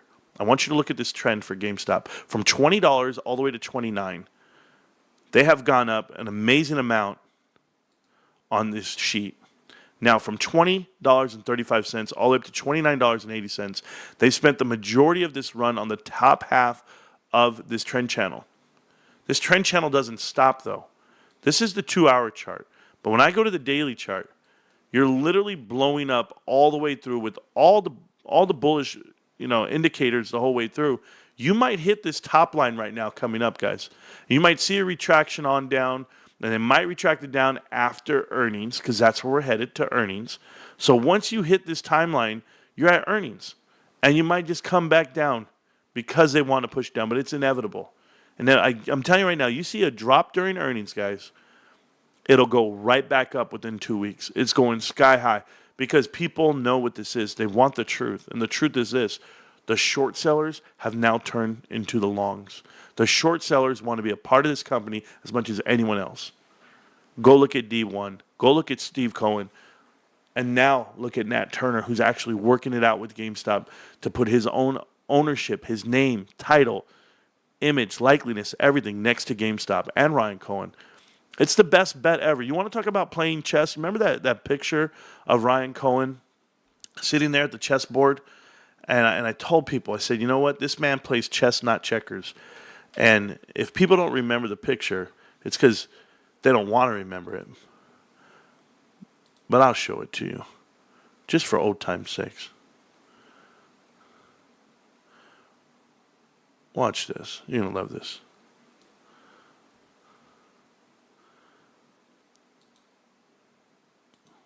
Right there. You see the picture, and it says, this is Ryan Cohen on a chessboard. And it asks you, the headline will ask you, Ryan Cohen plays chess with GameStop. What's his next move? His next move is he partnered up with these has-beens. But Nat Turner is not a has-been. Nat Turner wants to be every bit of what GameStop is. You want PSA to have 2,900 shops? They do. They have 2,900 brick-and-mortar partnerships right now. What are you paying PSA to GameStop to have that licensing fee to go ahead and partner up? Because I'm telling you now, you're paying PSA, not GameStop. GameStop has it.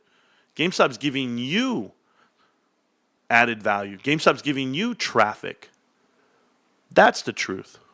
GameStop doesn't have to pay for a partnership.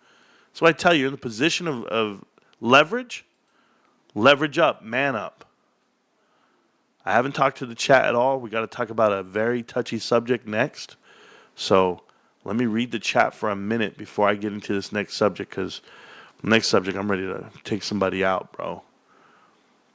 The informed investor. Yeah, absolutely. RC playing three-dimensional chess. Yeah, well, he's got them on his side. Better start collecting classic console cartridges. I don't know. I have a lot of everything. For some reason, I love to collect CPUs. That's terrible. Moat's going to be a whole lot of everything. Okay, check this out. We're gonna go talk about a subject, about this guy that I'm reaching out to. And I'm saying, all right, bro, let's talk. The guy invented a TikTok channel. His name is Mason Ray. Mr. Mason Ray here started a TikTok channel hoping he would get some views. A couple of things don't make sense. A couple. Hello. I submitted a PSA order to GameStop, and here's how it went. They lost the package and the declared value, $375,000. Let's see how it goes. The police are on their way now. I'll keep you updated. So this is what we got to deal with. Dudes who don't know value. What'd you submit there, Mason Ray? Mason Ray says that he submitted a 1977 Luke Skywalker card, multiple cards, including a 1977 Luke Skywalker #1. That's what he says he submitted. Okay. Multiple cards. His receipt doesn't look that big, but it's okay. Saying that they lost his cards. Luke Skywalker #1. That's the main card you're talking about, right? Okay. $375,000 you claim. I could find the card right now for $189 and it's graded. $189, not $385,000, $375,000, whatever this guy's talking about. How about I click on any of these down here for $75? PSA graded. $115, $75, $75, $50, $115, $175, $130. What? I can buy them all for like $100? Okay, let's go here. How about the value of this card that you claim is worth, I don't even know. Keeps going down on base. PSA 8, by the way, would be worth under $800. But I've looked at them all. I kept looking at them, see if is it here. Where's 300,000? I see 200, 190, 175, 106, 99, 95, 98. Wait a minute. Then I go ahead. I go, okay. This guy's just, is he just looking for, traction? Let's go check him out. Okay. Let's try to get some money back. So, try to get some money back. Pack number 4. I want to explain something, okay? He says, try to get some money back. And when you look at these packs that he's opening, they're supposed to be the original Star Wars packs. And you see how he keeps the cards? They're just down there, just touching each other, rubbing each other. Look at this. If you're this really big collector for $375,000 and you're trying to get money back from what exactly? Because you claim GameStop lost your cards. First off, I think these are pre-made packs already. I think he's opening them up for the 4th time. That's what I think. Because look at how slow he goes. And then look at the way he talks. But he's just so slow, methodical with it. Just forever. Oh, God, this guy. Why do you care about the cards so much, bro? Look at how you're leaving the cards below you. Sure. Where's that gum? Here you go. Okay. Luke checks out his new drawer. I hope this guy moves faster, bro. Barry Fisher and Mark Hamill. Luke checks out his new drawer. These cards could only be about the movie, right? Like, just moving cards with cards. That's crazy. Lord Vader threatens Leia.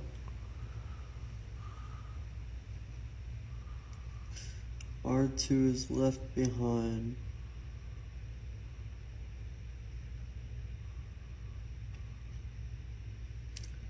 Han, Chewie, and Luke. No way. No way. No way. We have, back to back. Oh my gosh. We have a Luke Skywalker card number 1 and an Obi-Wan card number 6, perfectly spaced. Look at that. Look. So you sent out one, and miraculously, in a pack, you got it again. Oh my God. Oh, look at that. Oh, you just place it down, and no way. Gotta happen. You see how slow you open up that pack, too? I'm just curious. Look at this. Look at these packs that you're repackaging, by the way. Look how slow this guy opens up these packs. Ones. Kills me. Look at it. Yellow cards. You know why he opens it up so slow? Because he saves the wrapper for another opening. Horrible centering. Guys, I guarantee you he's going to save this wrapper, put cards in it, and try to resell it, or do it again. Look at how he opens the pack. Ones. Look at it. Look at this. Look what he does with it. It's wild. Yellow cards. I want to know where the gum is again. He brought me a fake piece of gum. Where's the next fake piece of gum? No gum? Centering. That sucks, bro. No gum. He even says one piece of gum on there. Banger after banger on these cards, huh? Not bad. You're just getting everybody in these cards. Anyway, see how slow he moves? Let's open. Another old school pack. Let's do it again, bro. Star Wars. Movie photo cards. Let's see how slow you open this one. Wax pack. Oh, I believe you. Oh my gosh, we got a Luke Skywalker. Let's see if I believe you, bro. he has good centering. If you don't want to tear the package, bros, and you want to keep it, guys, to repackage it and make it look like you're opening up a new pack, this is how you open your Such cards. a letdown.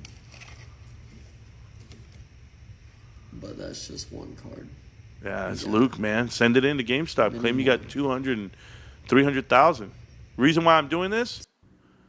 We have an entire Check out these case packs. of Star Wars Unlimited. Let's see how fast he Spark moves of and the talks on Rebellion. these ones. Let's rip open a pack. These will be for sale soon on the TikTok shop, so make sure to follow and stay tuned. Yeah. Oh, you don't care about these, do you? Boom. Let's just go for it. We're moving a lot faster now. Your cheap-ass cards. Now he goes, look at my order's not found. Then he went ahead and filed a police report because the order's not found, allegedly. Okay, You gonna move faster on this entire one? case of Star Wars Unlimited, Spark of the Rebellion. Let's open a pack and see what we get. Let's open a pack and see what we get. These will be available soon on the TikTok shop. Sounds like so he's make trying sure to follow develop a and following stay tuned. off of Let's lying open it about up and see what GameStop. we get. Yeah, pop it open, bro. Go get it. Get it fast. Ain't even trying to save anything, huh? No, not those packages. Rename for clarity. Declared value for max insured. And they're just going to give you the max value anyway. Doesn't matter. We So have you do an it again. entire case of Star Wars Unlimited, Spark of the Rebellion. Let's rip a pack and see what we get. I don't know, Mason. Mason These Ray. will soon be available on the I asked this TikTok guy for an shop, interview, guys. I want so to talk make sure to to him. follow and stay Let's see if tuned. his story checks out. I'll ask him a certain way.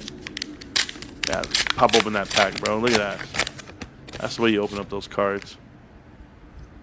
You didn't do that with the other one? That's crazy. You didn't tear the paper on the other one. You weren't ready. Don't care.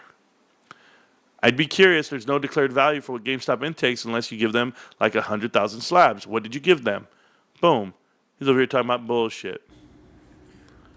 Keep going. And then one autograph in PSA 10 is only worth $2,500. Yeah, And these guys coming out saying that these are worth this much. It's worth $55,000, worth $250,000. Okay, well, I can get it on the website right now. What makes you think you turn in a 10, by the way? Oh, watch this. Thank you for sharing your experience. We understand your concern and truly appreciate your patience. Rest assured, your PSA card submissions have not been lost. That's GameStop talking to you. My videos were taken down by TikTok for violations. I didn't realize documenting my experience with the company to inform others would turn into this. Oh, you didn't? Maybe because it can be proven. Maybe people are out here telling you, maybe you're lying. Maybe you don't know. Here you go. Hello, this is an update. Some of y'all are accusing me of lying and telling GameStop to sue me. Well, here's some more evidence for you. Here's the police report. Here's the GameStop receipt. I'm not lying. Thank you. Hello. Okay. Well, Mason Ray, you're not lying. No, you just invented a whole TikTok to sell Star Wars cards and then to go ahead and promote your channel.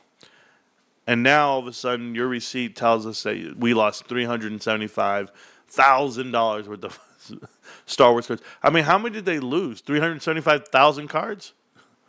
Where'd you get money to send out that many? Crazy. Did you declare the value before you sent it? Like when you were at GameStop and you're putting in the packaging, did you say, these are worth $300,000? Because when the card's worth $500, that's the max for them. Then they give you a different fee on the backside of that, right? But I'm just curious if you told them, these cards are worth $300,000. That's pretty stupid. I mean, aside from, maybe you think your card's worth $60,000.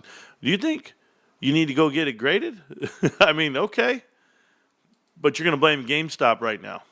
Not the mail. Right? It's not you, United States Postal Service. It's not PSA and the guys down there at the grading hall. It's not the UPS driver, the FedEx driver. It's just GameStop. No, I know. The blame and the fault, yes, maybe. But you're doing a criminal investigation? Are you guys pulling security tapes next for your declared value of a card?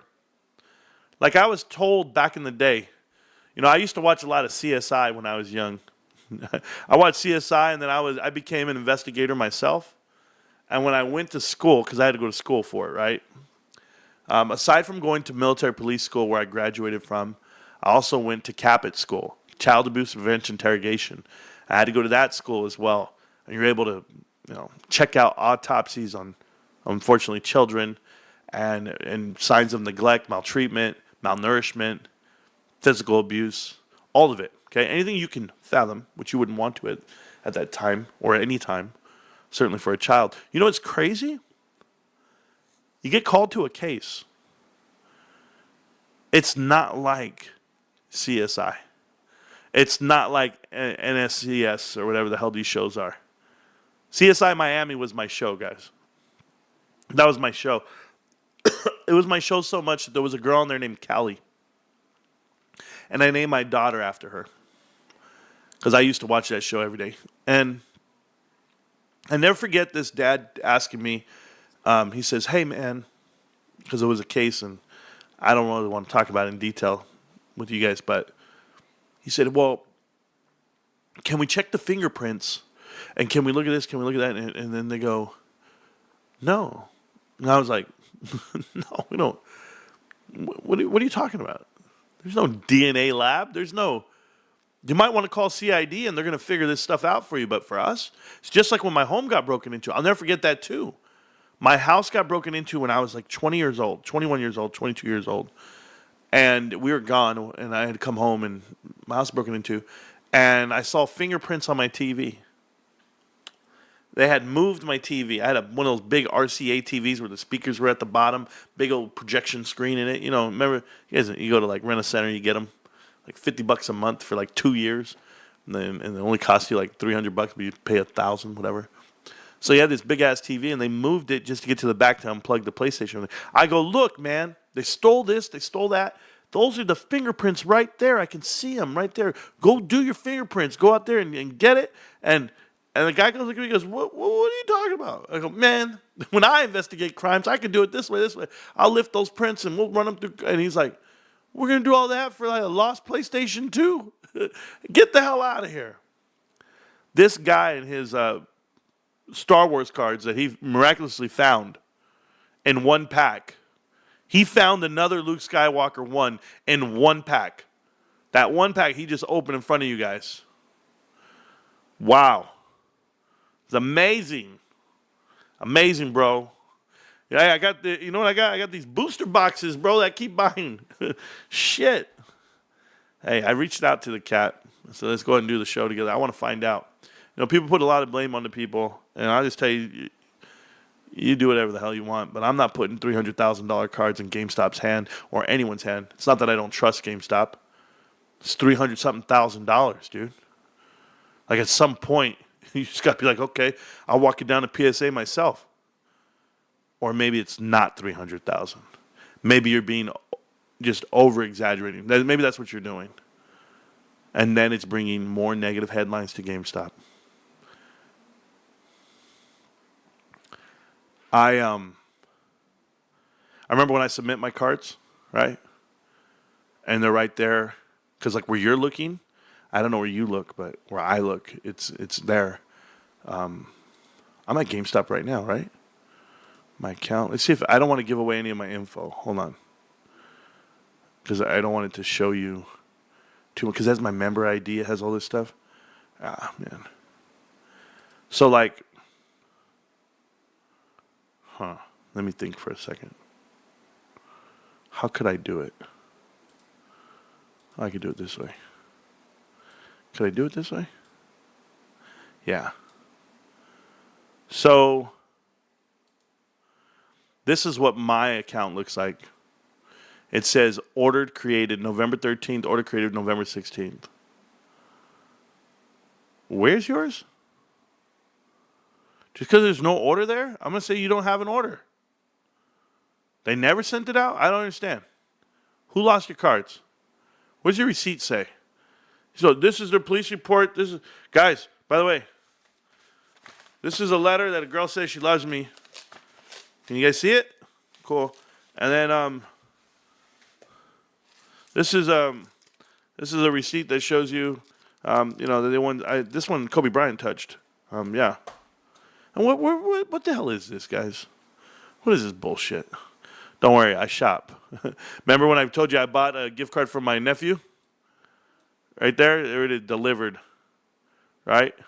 November 3rd. I told you I bought one. Go check it out with the channel, guys. I told you I bought them V-Bucks. Remember when I did the show? 5,000 V-Bucks. Boom. Guys, I don't make shit up. Like these guys. The so-called guys. All right, we're going to do charts. All right, let's talk. Oh, man, let's go. Let's go, GameStop. Can't stop, won't stop. Hey, yo, checking in. That receipt has one or two things on it, tops. Exactly, bro. PSA will also look into it as well, I bet. Sure. How old are both sets of packs? 1977. He was opening them like he's trying to keep them for later. He couldn't even talk fast. He couldn't even talk to you regular. He's like, okay, guys, look at what I'm... He's afraid he might tear the little package. Been selling repackaged crap to people. Probably gets like a glue stick. Probably puts it on the back. Puts back in the piece of gum again. Don't get me started, bro. Another mustache. Clueless. Next, this Star Wars guy will come and, say a bear attack inside the car. Oh, yeah. Tore it up, man. Tore it all up. Is corrupted private equity, sellout, fraud flat out. What a total evil POS. Yeah. Exactly. AO check-in. That receipt has one or two things on the tops. Why do you have Snickers? I thought you were on a weight loss journey. DC, why do I have that Snickers bar right there? What was it? Oh, for my birthday, they bought me a pack of Snickers, bro. Like a whole thing. I just ate it. I had an employee. It was so funny. They were so funny. An employee bought me this candle for my birthday. My wife brought it to me. And, hey, bro, you want to know how vicious my wife is? My wife goes, hey, so somebody bought you some stuff? And they bought you a basket. They bought me like a whole thing full of gifts. She goes, they bought you a candle? And I said, yeah. She goes, where's the damn bubble bath? Like, I was like, oh, shit. Wife's crazy, bro. She goes, no. I don't want no candles that smell like cat pee in my room. They're in your room. I said, they don't smell like cat pee, mama. What the hell? Babies, hey, guys, you think Mrs. Rico's nice. All of y'all think she's nice. Okay. Don't let that kindness fool you. Shit. I always got to calm her down. Hey, yo, mama, calm down. It ain't even that serious. She'll be right there. She'll be like, let that lady look at you. Babe, she asked me if I wanted a refill. Coke Zero. She's got zero chance, babe. Nah, mama don't trip too bad. Just saying. Bro, we've been together for hours. It don't even matter. Diets begin after Christmas. Oh, bro, New Year's. Now, there's something that has to happen, okay? I'm trying to save my pennies. I had to trade in my headset, my headphones. I used to have earbuds. I had the good ones, though. I had some ones that I liked, and I had to get rid of them. They were the Beats because they wouldn't connect anymore, and I took them back. I returned them, and for whatever reason, I haven't bought any. So when I buy them again, whatever ones I buy that I want at the time, that's when I'll start working out. I need headphones because I need to be to myself. I put on like a podcast, I put on stuff, and I just go. Like you guys get to watch Marantz Rantz. You guys get to do all that bullshit. But come on, man. Not me. I can't be listening to myself. I appreciate the content, man. Keeping it simple and honest. Future of GameStop is bright along for the journey with you. Thank you, Nicholas. I agree. Absolutely. Shout out to Hot this year, Sharon. Yo, at least I got a mod in here this time. Ooh, man. Ruben and Kyoto are here. My bad. Had no idea. My guys are here. On the way out, have a date night with the boss. Go do it. Oh, wow. 10 free memberships. I didn't even see that. 10 free memberships for the channel? What the hell was I doing? I was talking. Good. Congratulations to you guys who won the 10 free memberships. That's so cool. I love it when you guys get free memberships because then you guys are eligible for the drawing that we're going to be having. We're going to be doing a giveaway on the show. Okay? If you are a member of the channel, we're giving away Raptor 8 PSA. It's a GameStop Raptor 8. And these right here, I have 2 of them that I'm going to be giving away at GameStop earnings. But in order to get them, you must be a member of the channel. Not a subscriber, but a member. The membership fee is $3.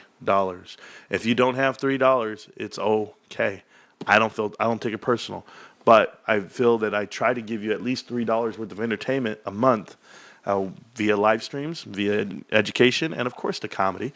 But it's a different show. It's a different show, and it might cost you $3 to be a part of that, that giveaway. But it's not the end of the world if you're not. You're still going to get all the content, the info you could ever imagine. I will tell you to go to bethehoss.com. There's a website, bethehoss.com. Okay, and that's the Hosco company. They are out of Chicago. They sell clothing, private label clothing, and great clothing. I mean, it's high quality stuff. I'm wearing the whole outfit. I'm wearing the pants, the shirt, everything, and I support this company. And they don't pay me to do this, this piece. I just tell you they support GameStop. So if you're going to buy shirts for your company, if you're going to buy, a family reunion, if you're going to do for a baseball team, football team, any custom apparel, I would be going to the bethehoss.com. They have the best quality hats, shirts, everything you can think of. That's the website I go to. And why do I talk about it? Because they're GameStop investors. That whole company is. So there you go. But there you go. Why are you questioning why he's eating Snickers? Do you want to see him hangry? No. 100% that pack was open in the past. He ate the gum as well, judging by the video. Probably, man. I mean, it's one of those things. You can tell fakes and criminals and, comment, all that stuff. And I can just look at it. I look at it a whole different way. So people are having a GameStop space on Twitter. You guys go look at that and hang out with them. I'm going to get back to playing my video games. That's the majority of the show. Oh, no, we're going to do charts, right? You know what I said? Let me do the charts first before I go back to. Hey, by the way, I already cracked the code on League of Legends TFT, Teamfight Tactics. You guys can download that game on your phone for free, or you can play it on your PC. League of Legends, download that. If you're on your phone, TFT, Teamfight Tactics. If you're going to play it, TFT, just know I'm one of the highest rated players in the world. And I will be again this season. The season just started, and I'm already have like a 2,000-something rating, and there's no stopping me. I literally am winning every other game because I figured out the build that fast. I was like, oh, this is my build. This is what I'm going to do. And I know all the transition. I know everything. It's just about selecting the right synergies and power-ups while you do it. So, yeah, it's a problem, bros. I'm really feeling this season, and I like it already. So I'm going to go back to playing it. Go Bulls. What else can I tell us? Yeah, we're all bullish on the damn stock, right? So let's go check it out. First, let's look at the monthly chart. All right, guys. These are all, just so that we're clear, these are all log charts. If you guys do not know what that means, we'll go here and we'll go to chart settings. And the chart settings themselves, the appearance, the chart display, it asks you axis. So on your axis, there's X axis and Y axis. On just so like you guys can know like how to change your settings on stuff, okay? On charts themselves, your X axis is going to be X is being this way, left and right. If you want to add in extended hours, I would encourage all of you to add extended hours onto your charts when you look at them. The next part on Y axis, I go ahead and look at what we call the Y scale, logarithmic charting, not linear charts. Linear charts are for smaller time frames, day trading, weekly trends, things that you might want to do within the 30-day range. Anything over 30 days, you should be looking at logarithmic charting. It's applied mathematics on your screen. That's what I'll tell you. Okay? Cool. Now, they're set. Here's what we're looking at. We're looking at... Did it give me? What the hell is this? Why is this way up here? Oh, is that me messing around? Oh, because of this. Okay. I want to see why I did this one. Oh, because I got rid of the previous one. Okay, cool. So originally, this is what we call Doritos of Doom, right? If you guys are not familiar with some TA and some actual high intel stuff. So this is the original trend line, this downward trend on the top half, okay? We ran the trend line. We just kept touching it, hitting our roof on the head. When you break past that, that's when people are in trouble, basically, and you have a huge breakout. So we came all the way down to the point of no return. We found out that the negative was still running from this 2-month span, and I'll show it to you here. This is your 2-month span. You're over here upward, boom, and we carried support all the way through the zone, all the way up to about 995 right there. Once we found out the bottom, now you find the top. Roaring Kitty figured this crap out, man. That's why Roaring Kitty's like so well off right now on his options plays. But I don't encourage people to do options. I don't encourage people to run it that way, only because if you're not severely educated and trained on it and you have all the experience in the world, you're going to lose. I'm just telling you now, so many people have lost so much money trying to bet and time the market rather than just buy the shares and chill. That's what I do, but you guys can do whatever you want to do, right? Some people have bought calls. Some people have run on the run-ups, but you got to get really lucky. We've been doing this for 4 years. There's no way I could time it this way. I could just tell you some of these trends are holding up true. Okay, that's what I can tell you. So you're in the monthly chart right now. This is what it looks like for GameStop. We broke out. We now have a new triangle that we're getting out of, the new Dorito. We touch the top of it. We touch the top of it. We're going to find out if it's true. We'll go one more month, and then we'll break out. If it comes down, it can trend down, just so that we're very clear with everybody. It can trend down from here, but it can't go below this gold line right here, this one. And matter of fact, I'll change this gold line, and I'm going to make this one purple. It cannot, it can't go below purple. If it goes below purple, guys, that's code red. That means we're all buying it. We're all buying. I'm going to go crazy. But by the time the year of 2026, they're telling you GameStop's going to be over $50 a share. So that's what I'm trying to tell you. Like, there's no stopping this. If you're in it, as long as we are, if you keep buying it and keep doing your thing. Now, Zach's went out there and gave him a rating and an increase, an upgrade on price targets, and it gave him $29 by next quarter. I like that. I like that amount, but I think we can do higher. I think we can do better. We just hit 28 or 29.80, so we're already there at their price target. But let's settle down and see where we end up. But yeah, that purple line is where I never want to fall below. Here's your weekly charts. On your weekly charts, guys, you see all the indicators themselves. We're stepping out of this zone. This is the triangle itself. You have plenty of momentum, but we did touch the top this week. That top might be $30. It's going to get pushed down, but as the more time that runs out, guys, keep lowering the roof. Just like I do for the S&P 500, just like I do for anything that you guys want to buy. That's why I never use DRS as an indicator. I literally just followed the trend of saying, you know what? The longer I hold it, the less I need, because I end up buying more shares, right? Like the majority and the bulk of us here, we have over 12,500 investors. You guys literally are buying more shares every day. I've seen it posted in the Discord. And as you keep increasing your positions, guess what? The necessity of having GameStop be high gets lower.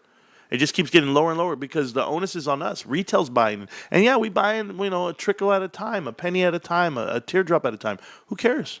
Who cares? After 4 years, it's a significant amount. And I can go 4 more years at this, but at some point, you're going to break, not me. Wall Street, okay? And don't worry. Don't walk on the streets, babe. That's why God invented sidewalks. The streets are dangerous. Right here. Here's the daily chart. On this daily chart, for all you haters out there, okay, the daily chart itself, hello, Benjamin. How you doing? I got to do something really quick while I'm here. Sorry, I forgot. There we go. And go to here. All right, can I do it? Perfect. Okay. Now, on this daily chart here, you guys are going to see most of our action is on the top half of this trend line, not falling below this bottom line. So we haven't gone out of the bottom line. This is a $3 window. So from 29 to 26, from 30 to 27, $3 window, and we have all the runway in the world to go ahead and keep going on this pace. So $3, that's it. That's your window. So in 2 weeks from now, when GameStop announces earnings, you might go up to 30. You might not have to go that high, but whatever it takes to break out of this zone, that's what we're looking for. And I'm looking at it. So all the green momentum in the world, even when we had 4 indicators on the bearish side, you saw GameStop go green again. So bearish indicators here trying to tell you that you're out of the zone, that you're ready to get out, and this is going to be a drop-off. It did not matter. GameStop rebounded, touched that bottom line, and kept going up. So this is exactly where you want to be on the daily chart. On the 1 hour chart, we know that the markets are open. We've been flirting here on this line here. Step up from the 27. You're back to here. Let's see if we go sideways. I want to go up here and touch this level again, $29. I want to go test out this roof. That's what I want to do. But we'll see how it floats out. And on the 30-minute chart, the same, no different, okay? So we don't have to look at smaller time frames. We can look at it on the daily. We can keep it there. We're on a short week. So either we're going to run now or we're not. I know that we have all these moments for Thanksgiving to spend time with family. I'm the same. I have my whole family coming over. I'll probably have 40 to 80 people at the house, and I know that sounds like a lot to you guys, but for our household, we've always enjoyed having the family over. And I tell you something. Somebody said, Marantz, you look tired. Yeah, no shit. I'm tired, man. I do my 9 to 10 hours a day at work. And then I sleep for about 3.5, maybe 4. I'm constantly spending time with my family, doing the best I can, while shuttling my son back and forth, from high school, and getting food and cleaning up after dogs and doing all of it while studying, research, watching videos, reading the text, reading every message, responding to every comment on a video, and still post and still get in front of you. You know what, guys? I don't care how tired I am. And I don't care how many times I have to say it. Thanksgiving Day comes, that front door opens, these guys walk in, they're going to hear about GameStop, they're going to hear about PSA graded cards, they're going to see the t-shirt, they're going to see my sweater, they're going to want to throw up because I've been doing this shit for 4 years and I'm never going to stop. So before you come over to my house on Thanksgiving and think I'm not going to tell you about GameStop or think, Marantz, come on, man, we know everything. You don't know shit. And I'm going to keep doing it. And if you don't like it, don't come. That's the way I'm killing it.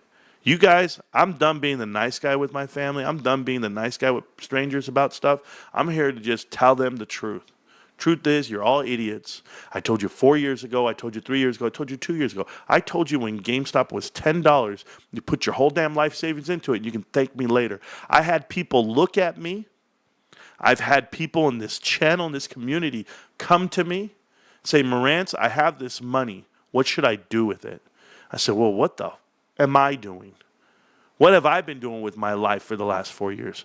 You think it's just wasted energy and time? You think I'm just making shit up? No, those are those guys. Those are those YouTubers that don't have a goddamn clue. You know, I just get a tattoo on my arm for the fucking fun of it? Excuse my colorful language right now. But I promise you, I'm going sleeves up Thanksgiving comes. I'm going to make sure these dudes see me for what I am and who I am and what I am. I'm a millionaire. You are too. Believe it. And when you were buying GameStop at 17 and you were buying it at 14 and you were buying it at 22 and everybody's looking at you telling you it's a $6 stock, just remind them that it almost hit $30 this week on no news, no catalyst, nothing. Because the world is buying in. Institutions are increasing their percentage. PSA partners up, Nat Turner comes over, angel investors, angel money. They don't do this because it's a failing company, a failed business model. Ryan Cohen's a sucker. That's not what they do. They see the dollars. They see the value. The value proposition is in front of you. And all you had to do was put some software behind it, some training, some culture, some names. And if you want to invest and you want to prove to your family or anyone else, walk your happy ass down to GameStop. Go check it out yourself. Go look at the counter. See what sports cards aren't there. See what PSA cards you can get out and you can do better for you and better for your investment. Check it out. Don't let me be the only one.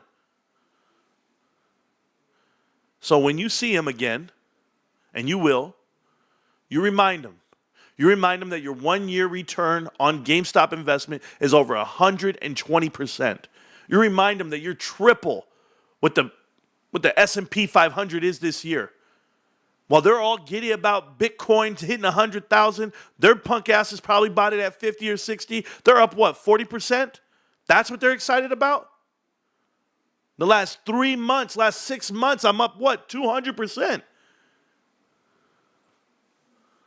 Somebody needs to know. GameStop's forever. We're getting a lot higher than what you see right now. Believe it. Or don't.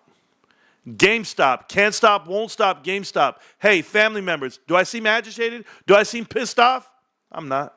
I'm excited. Peace. Going to the moon. Going to the moon. We're going to the moon. Screw Kenny, cause we're holding on for dear life, getting them tendies so soon.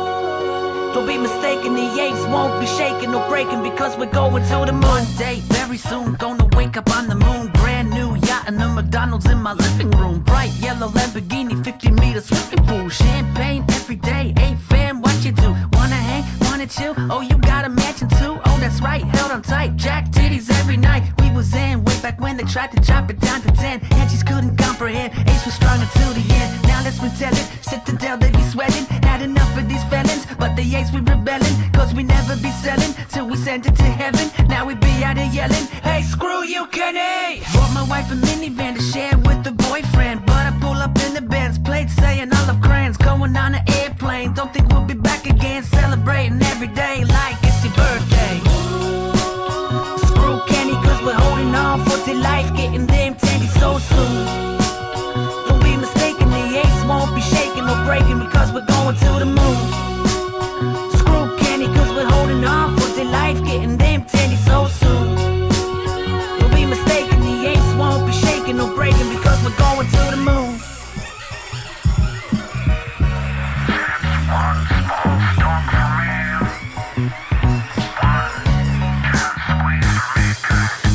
Expectation, probably more manipulation. FUD, a creation of a crooked operation. Bought more while it was low. Got more dips than Trader Joe's. Oh, you thought that we'd let go? What the hell you take us for?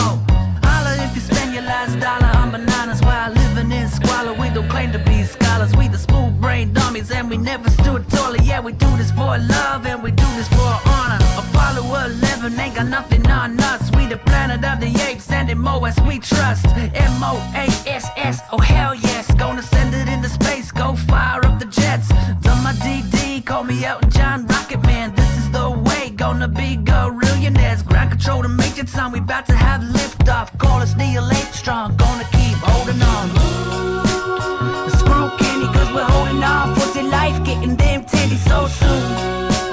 Don't be mistaken, the ace won't be shaking or breaking because we're going to the moon. Screw Kenny, cause we're holding on for dear life, getting them titties so soon. Don't be mistaken, the ace won't be shaking or breaking because we're going to the moon. We're going to the moon. We're going to the moon. We're going to the moon.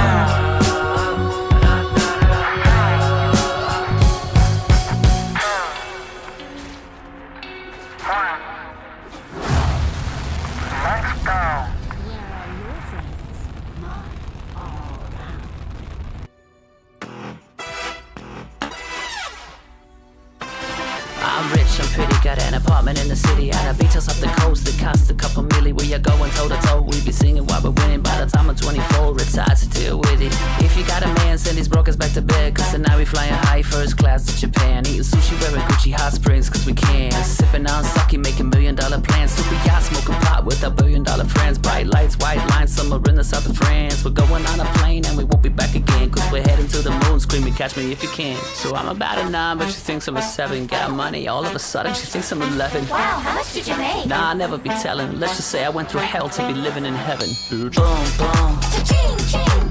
Boom, boom. Cha-cha-cha-ching, ching. Boom, boom. Cha-ching, ching. Make money, middle finger up, come on, let us sing now. Boom, boom. Cha-ching, ching. Boom, boom. Cha-cha-cha-ching, ching. Boom, boom. Cha-ching, ching. Make money, middle finger up, come on, let us sing now.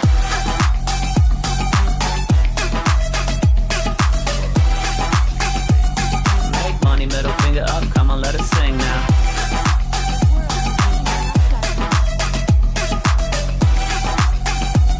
Make money, middle finger up, come on, let us sing now. I am fly man, diamonds on the hand, got money in the pocket, about to pop a rubber band. Fly to an island off the coast of Iran, got money in advance, so the honeys all dance. Got 25,000 in the duffel out plan, it's a Jeep G6 like a taxi cab. Tell your girlfriends that they can bring their friends, make rain, get paid, go play, full send.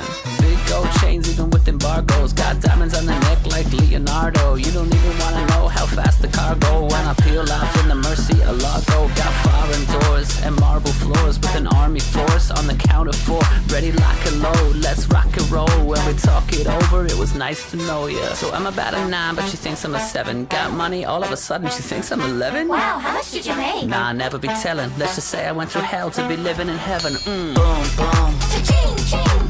Boom, boom. Cha-cha-cha-ching, ching. Boom, boom. Cha-ching, ching. Make money, middle finger up, come on, let us sing now. Boom, boom. Cha-ching, ching. Boom, boom. Cha-cha-cha-ching, ching.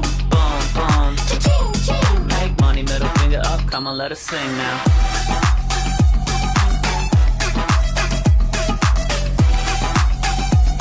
Make money, middle finger up, come on, let us sing now.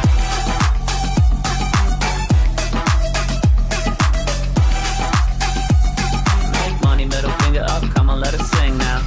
Thanks, Daddy. Show us the fucking money. It's time to lay it on me. Cause what's mine is ours. This shit belongs to the army. Gon' need to see them Benjis. We hungry for them tendies. Give us this day our daily bread. Show us the fucking money. This ain't financial advice, just a little DD to help you think twice. We hold for each other, eyes on the prize. The new floor's 200,000 times 5. I joke, I kid, no, I don't know a damn thing. I'm as simple as Bubba trying to sell some damn shrimp. Can't spell IQ, can't even count to 10. And I eat crayons every day with my friends. I think about Kenny in his ivory tower, shaking in his lily boots as the apes overpower. Must suck to lose to monkeys, so dumb. But you made your bed and you got nowhere to run. I'd love to be a fly on the wall when he makes the prize fall. And he watching as we keep on more. You forgot we on the float, blind 2 hours old. Lie, stop breaking the law, asshole. Show us the fucking money.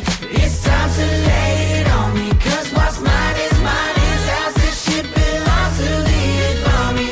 Gon' need to see them Benjis. We hungry for them tendies. Give us this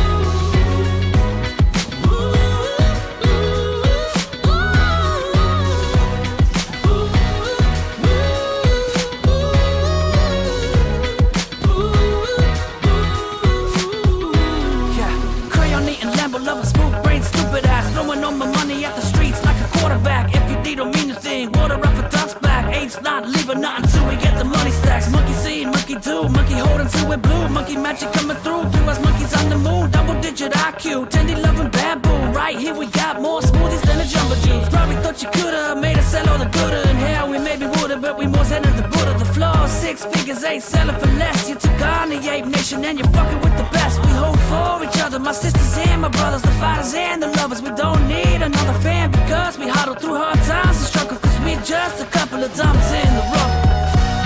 Show us the fucking money, it's time to lay it on me, cause what's mine is ours. This shit belongs to the ape army. No need to see them binges, we hungry for them tendies. Give us this day our daily bread, show us the fucking money.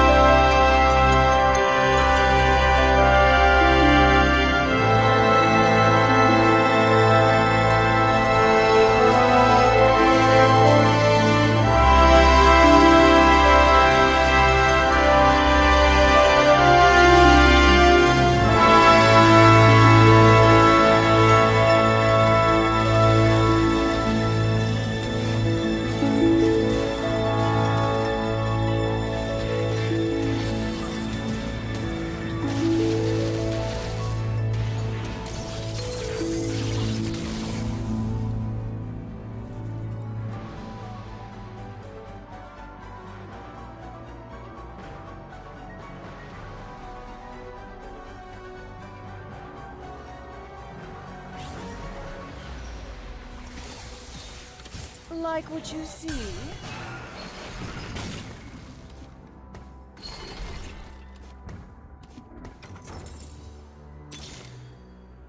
Good to the last drop.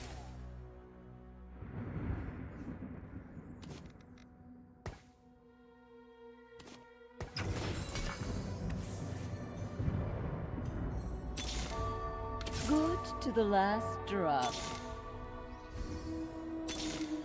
Surrender to death.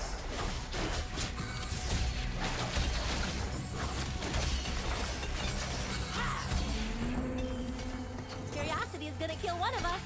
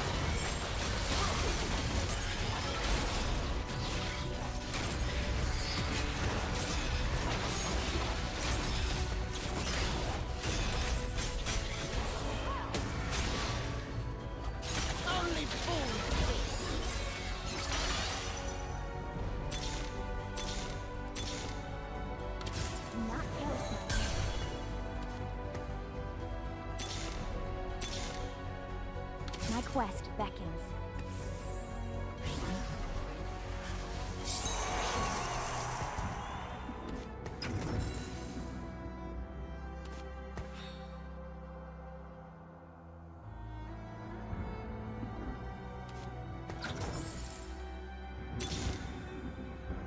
Like what you see?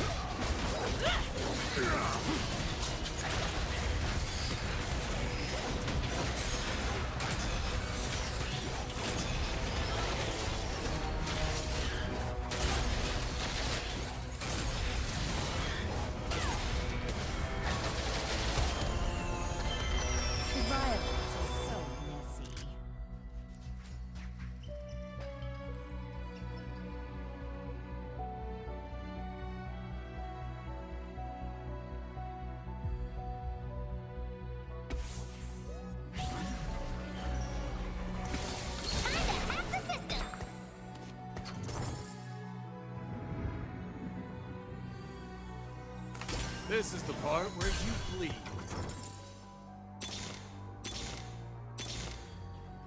Time to hack the system. Good to the last drop.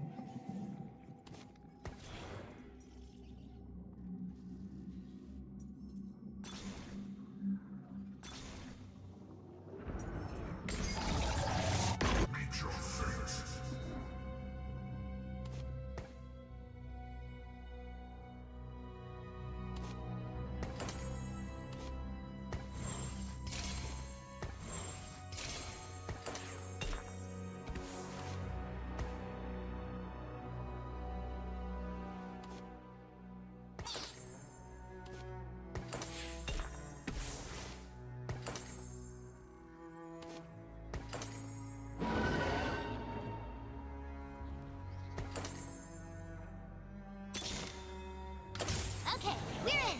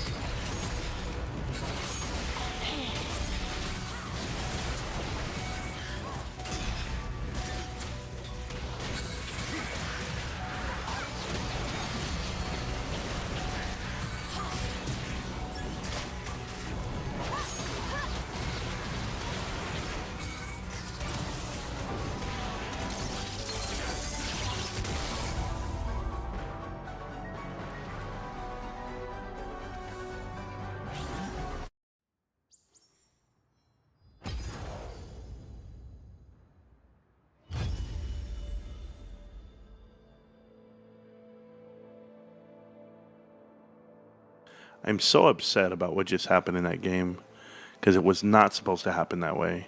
I'm supposed to go get dinner. I was just told I have to get dinner, and I lost total train of thought. I don't even know what the hell's going on. It hit me. Yeah, no, man, it was dumb because. Yeah, no, it was so dumb because there was little things that I forgot as I'm sitting here because my wife asked me, she goes, "Hey, babe, what's for dinner?" And I'm just like, I don't know. Like, I'm sitting here trying to focus, and I don't even care what I eat. I'm going to bed. And she's like, "Hey, well, I picked lunch," Get to the fun part. which technically she did, but then I had to go get it. And it's no different. I'm going to go get dinner on purpose. I'm gonna go get dinner right now because I'm going to GameStop. Don't tell anybody. That's what I'm doing. I have a rendezvous with actually what I'm looking for. I'm looking for card penny sleeves. So it just gives me a reason to go in there. I'm just looking for penny sleeves. That's it. I'm not asking for much. I don't think so. Ooh, that chemical build, I did not like it. I didn't understand it. I like the build I have. Like, I know what I'm doing. So I just gotta stay focused. All right, it makes total sense. Oh, don't use them yet. Hey, by the way, pro tip: don't use your anvils until after the third stage, because you never know what these guys are gonna drop, and then what you might want to build. You don't have to rush to build shit. This may hurt. Let me hang on to that guy though.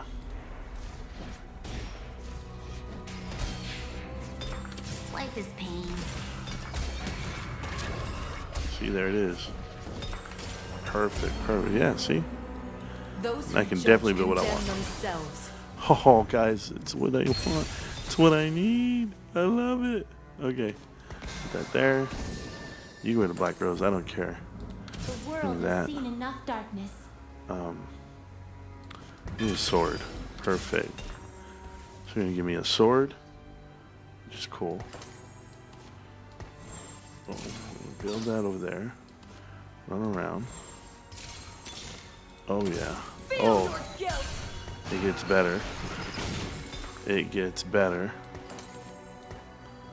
It gets better by the minute. Is all I have.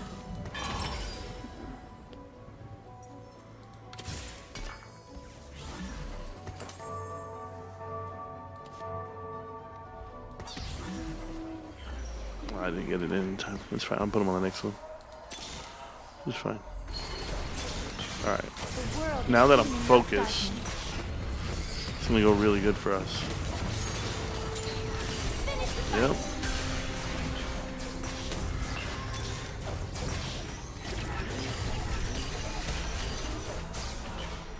You ain't going to beat me, bro. You're not going to beat me. No. Told you. Condemn themselves.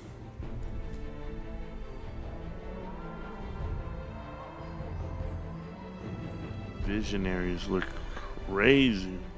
I didn't think about that build. That build looks nice.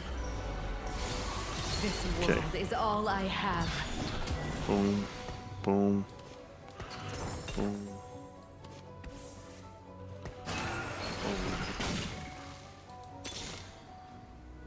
The world has seen enough darkness. I'll get first place this game. That's what I wanted. That's my goal, is to get first place this game, since I didn't get it on the other one. The feeling of opening up a sleeve of cards brings back memories of Christmas after opening Thundercats. Oh, well, I don't know. I never got any of that crap. Marantz, kiss me, dog. Jay woke up late. Yeah. Marantz, your video quality is amazing. Okay. Thank you. Doing our best. Slow this cat down. Just slow him down a little bit. Come on. There. Oh man, it's gonna be tough. Yeah, there we go. Get at me. Get at me. All right. I know what to do. I know what to do. The world has seen enough darkness. Right there. Let's go, Vlad. Let's go get him, Vlad. All right. Ooh, you know it. Choke the life from me. Boom. Let's fight. I'm fighting somebody. Doesn't matter who, though. Does not matter. Wow, he's strong. Wow, he's a strong-ass dude, this guy.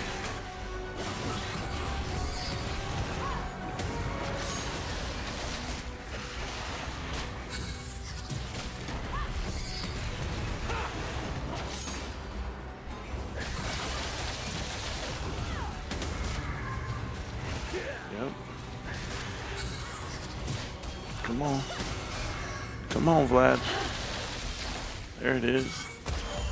There it is. And that boy's strong. He's going for my build in a way. But I don't think he's ready for me.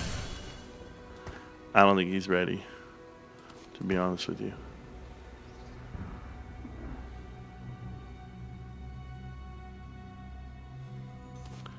So the plan is to keep them in the bag. Yeah, and then you move them up after the fact. I get it now. Yep.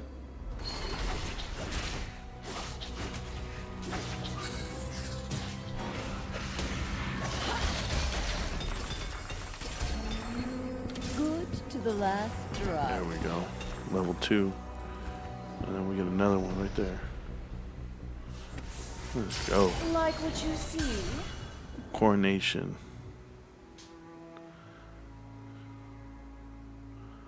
Man. Nope. No, I'll take it. So it's gonna go there. That's gonna go here. It's gonna go here. Let's just go. And just put that on her. For now. Death is in bloom. Bros. My team is becoming vicious. Heal up, bro. Don't, you can't go down like that. There you go. Got him. Yeah, there's a method to my madness. I'm feeling good about it. Oh, look at this. I got the perfect reroll. Look at that. That's amazing. So happy I rerolled right there. Hey, you guys don't know about this game style. Earnings will be fuego? I agree, bro. Look at that. Boom. Split tank. Split tank. Northwest beckons. It does. It does, y'all. This world is all I have. If this world were mine, I would lay it at your feet. I will give you everything that you want to eat. Try to die with dignity. Check it out.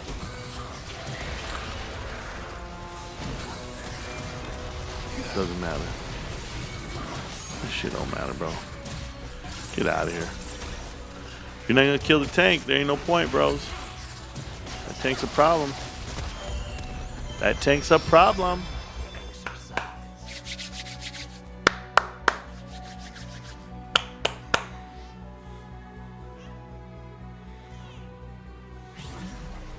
Another level up, it's over.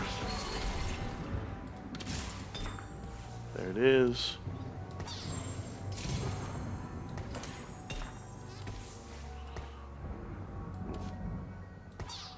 Boom. Good to the last drop.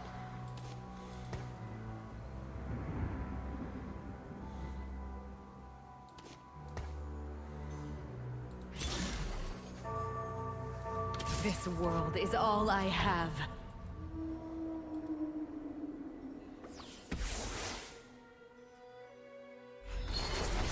Let's go. All right. Damn, they killed one tank. They didn't get to the other two. He's still alive, yos. Bomb him. Emilio. Remember last time you beat me, Emilio? Do you remember? I do. Can't beat me now. No. I'm focused this game. I'm focused, yos. Right here. I get added firepower right there. Boom. Good to the last drop. Don't I know it? Wonderful. Thank you.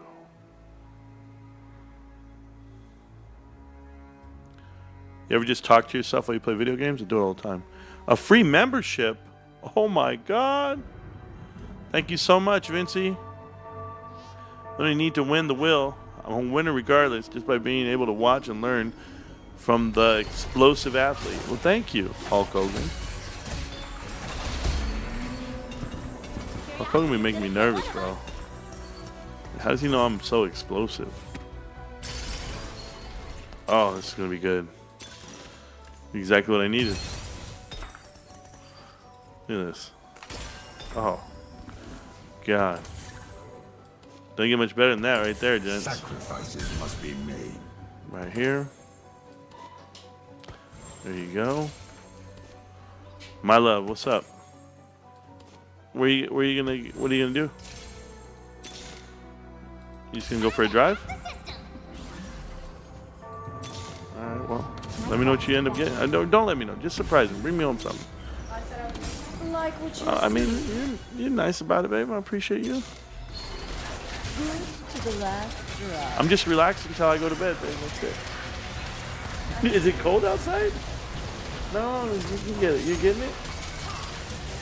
Aw, babe, can you get him?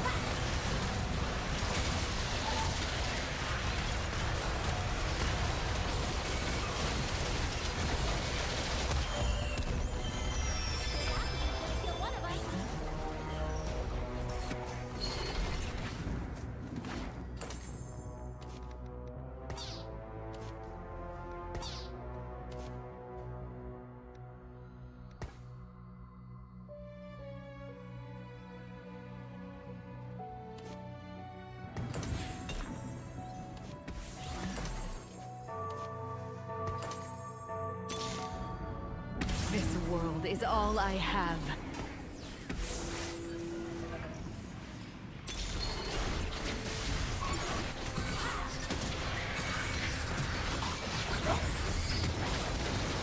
Every web from master.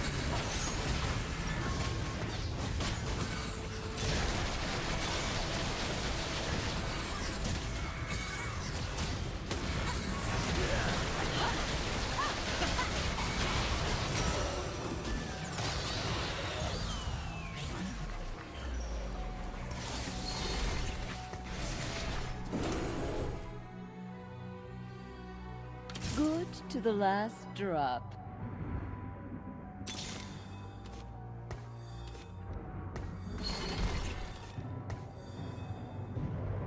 Do not force my hand.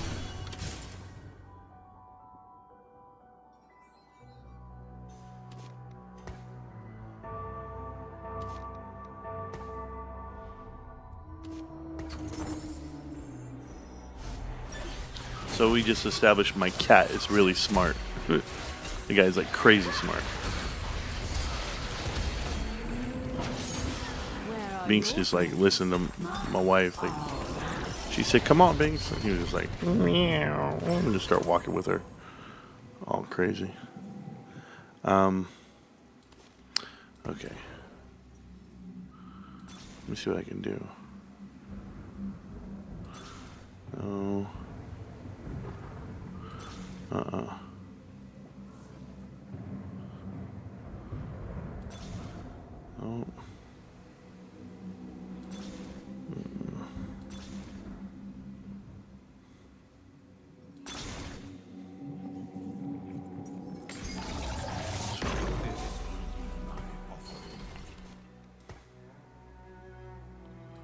Let's see what else I got here. That's fine. Some more damage on here. I gotta take this off of her. And I'm gonna put it on his ass. Right there. Right there.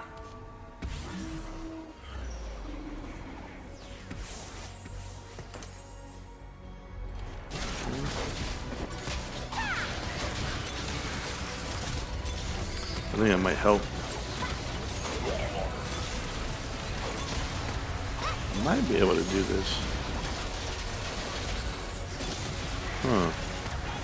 It's gonna be tough. It's gonna be tough, but I'm gonna try. Alright. Boy's big in the corner. Alright. So I lost one round, that's about it. But I'm still cranking. I'm still hitting.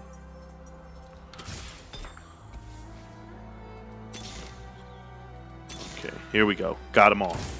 That's what I wanted. Okay. I don't need your ass anymore. I need you. Everything I needed. Let's go. Keep going. We're still leveling up. I might as well keep that guy. I might as well get him. Just in case. Just in case. I told you guys, if I'm focused, we're going to win every game. Ooh, that hurt. Yeah, somebody hurt me in the back. Somebody's hitting my back row really hard. I don't know who it is. That guy right back there. TF. He was hitting me hard. Damn it. Alright. It's fine. Gotta level up. Pour the sorcerer out there. We got 2 of them. And then I just gotta last 3 more rounds and I can get the next mage out there. So I kept the mages for a reason, which is good for me. I don't need them. I don't need it. I don't need it. I don't need it. Damn it. Okay, let me think. We gotta get there. Oh, I need the black rose now. If I get the black rose now, then I can do it. Okay. Come on, where's she at, dude?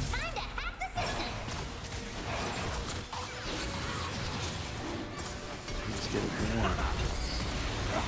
Yeah. Oh, guys, I can win the game, guys, right now. I gotta find somebody. I'm rolling for it.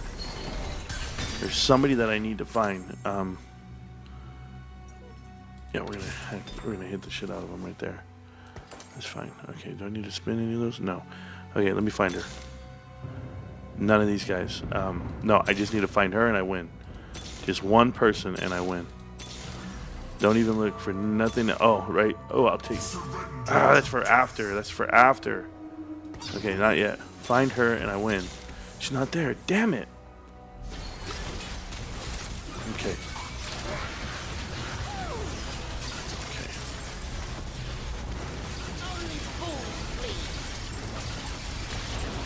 I'm not gonna win these rounds until I find her, man. I gotta find her.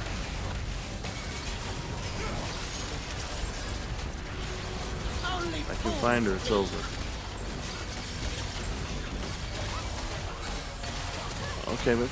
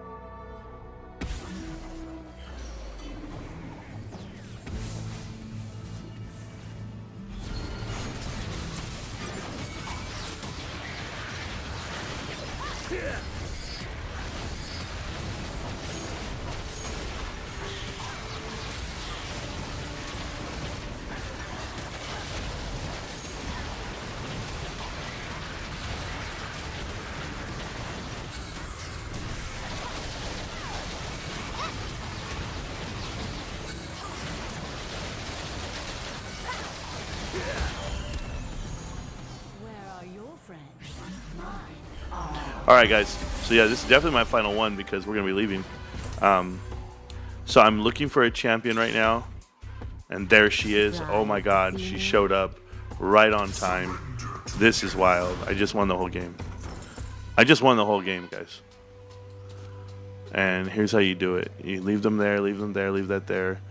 Let you do this. Take it off. You're gonna put this on her. And take these. Yeah, I know how to win.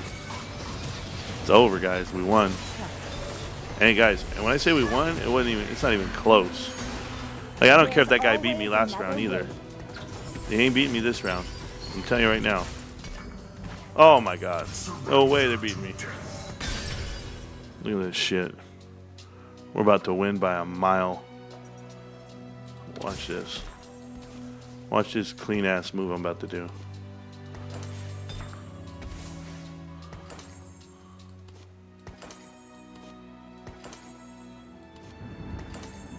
You're never gonna beat that.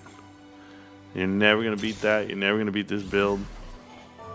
The only guys I'm looking for are Lexi. Where is she? Right there. LeBlanc. Boom. Found her. Yeah, I won this round. I don't care. I don't care what he has. I don't care what he has. He's not gonna beat me. Let's go. Damn. Kill my guy quick. Come on. What the hell? Why am I not hitting hard? What's going on here? Oh my god, he's strong. Oh, this guy's strong. Ah, come on. Come on. No. Oh, yeah. Yeah. Yeah. Woo, shit. That was hard. Forget it. Yeah, what's up, punk? That dude was strong, bros. And I gotta fight him again. Oh. Oh, she's not here. Damn it. Let me think. I gotta think, guys. I gotta think. Shit. Okay. Come off the front line. Come off the front line for a minute. Let him go up front. Okay. Okay. Dude, that guy was strong as hell. Look at him. Ah, he's strong. Okay.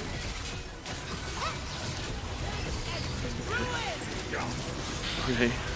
Come on, hit, baby, hit. Just go back there. Just keep hitting. Just keep hitting. Keep hitting. Oh, God. Can you beat the guys with the chains, please? Okay, we got him. No, we haven't killed him yet. Okay, we killed him. Oh, God, no. No. No. Oh, man, they were strong. Man, it's all good. As long as you get top 4, you get points. And let's see if I got top 4. I got 3rd place. Wow, that sucks, man. That one was tough. It's all right. I'm 2,400. I'm working it. I'm on my way. I'm on my way. Well, guys, been real. Got to take the wife out. She wants some soup. I don't know what to tell you. Just rewatched the Dan Olson video. I was curious to swing by. What a curious phenomenon. Jim Russell, nobody cares about Dan Olson. We're different. That guy's wrong. Dan Olson said that we were, we were crazy and we didn't know what we were talking about. It says here, I'm an old school card collector who is back at the hobby. No more Beckett price guides. How are you pricing cards? And don't say eBay. And there's a thing called Card Ladder and Card Purchaser. Well, yeah, Card Ladder. But there you go. So just remember that. Nat Turner said it. I watch him. I follow him. All right, guys, I got to get up out of here. I'll probably be sleeping within the first 20 minutes. Yeah, heard that, bros. These guys are ridiculous, man. Me and my wife are going to see Wicked movie tomorrow. Yeah, no, I think I'd stay away for it. But it'll be at Cinemark. All right, guys, take care. I appreciate you. One love. GameStop. Can't stop. Won't stop. GameStop. And then the guy who just got done watching a Dan Olson film. Who's Dan Olson? What? Like, we're supposed to know him by name? Who's that? The name's Folding Ideas. God, you guys are sick. These meltdowners come in. Just got done watching Dan Olson video. I was curious. Hey, Jim Russell. Think of a better lie, kid. How do you find Marantz Rantz on YouTube? Huh?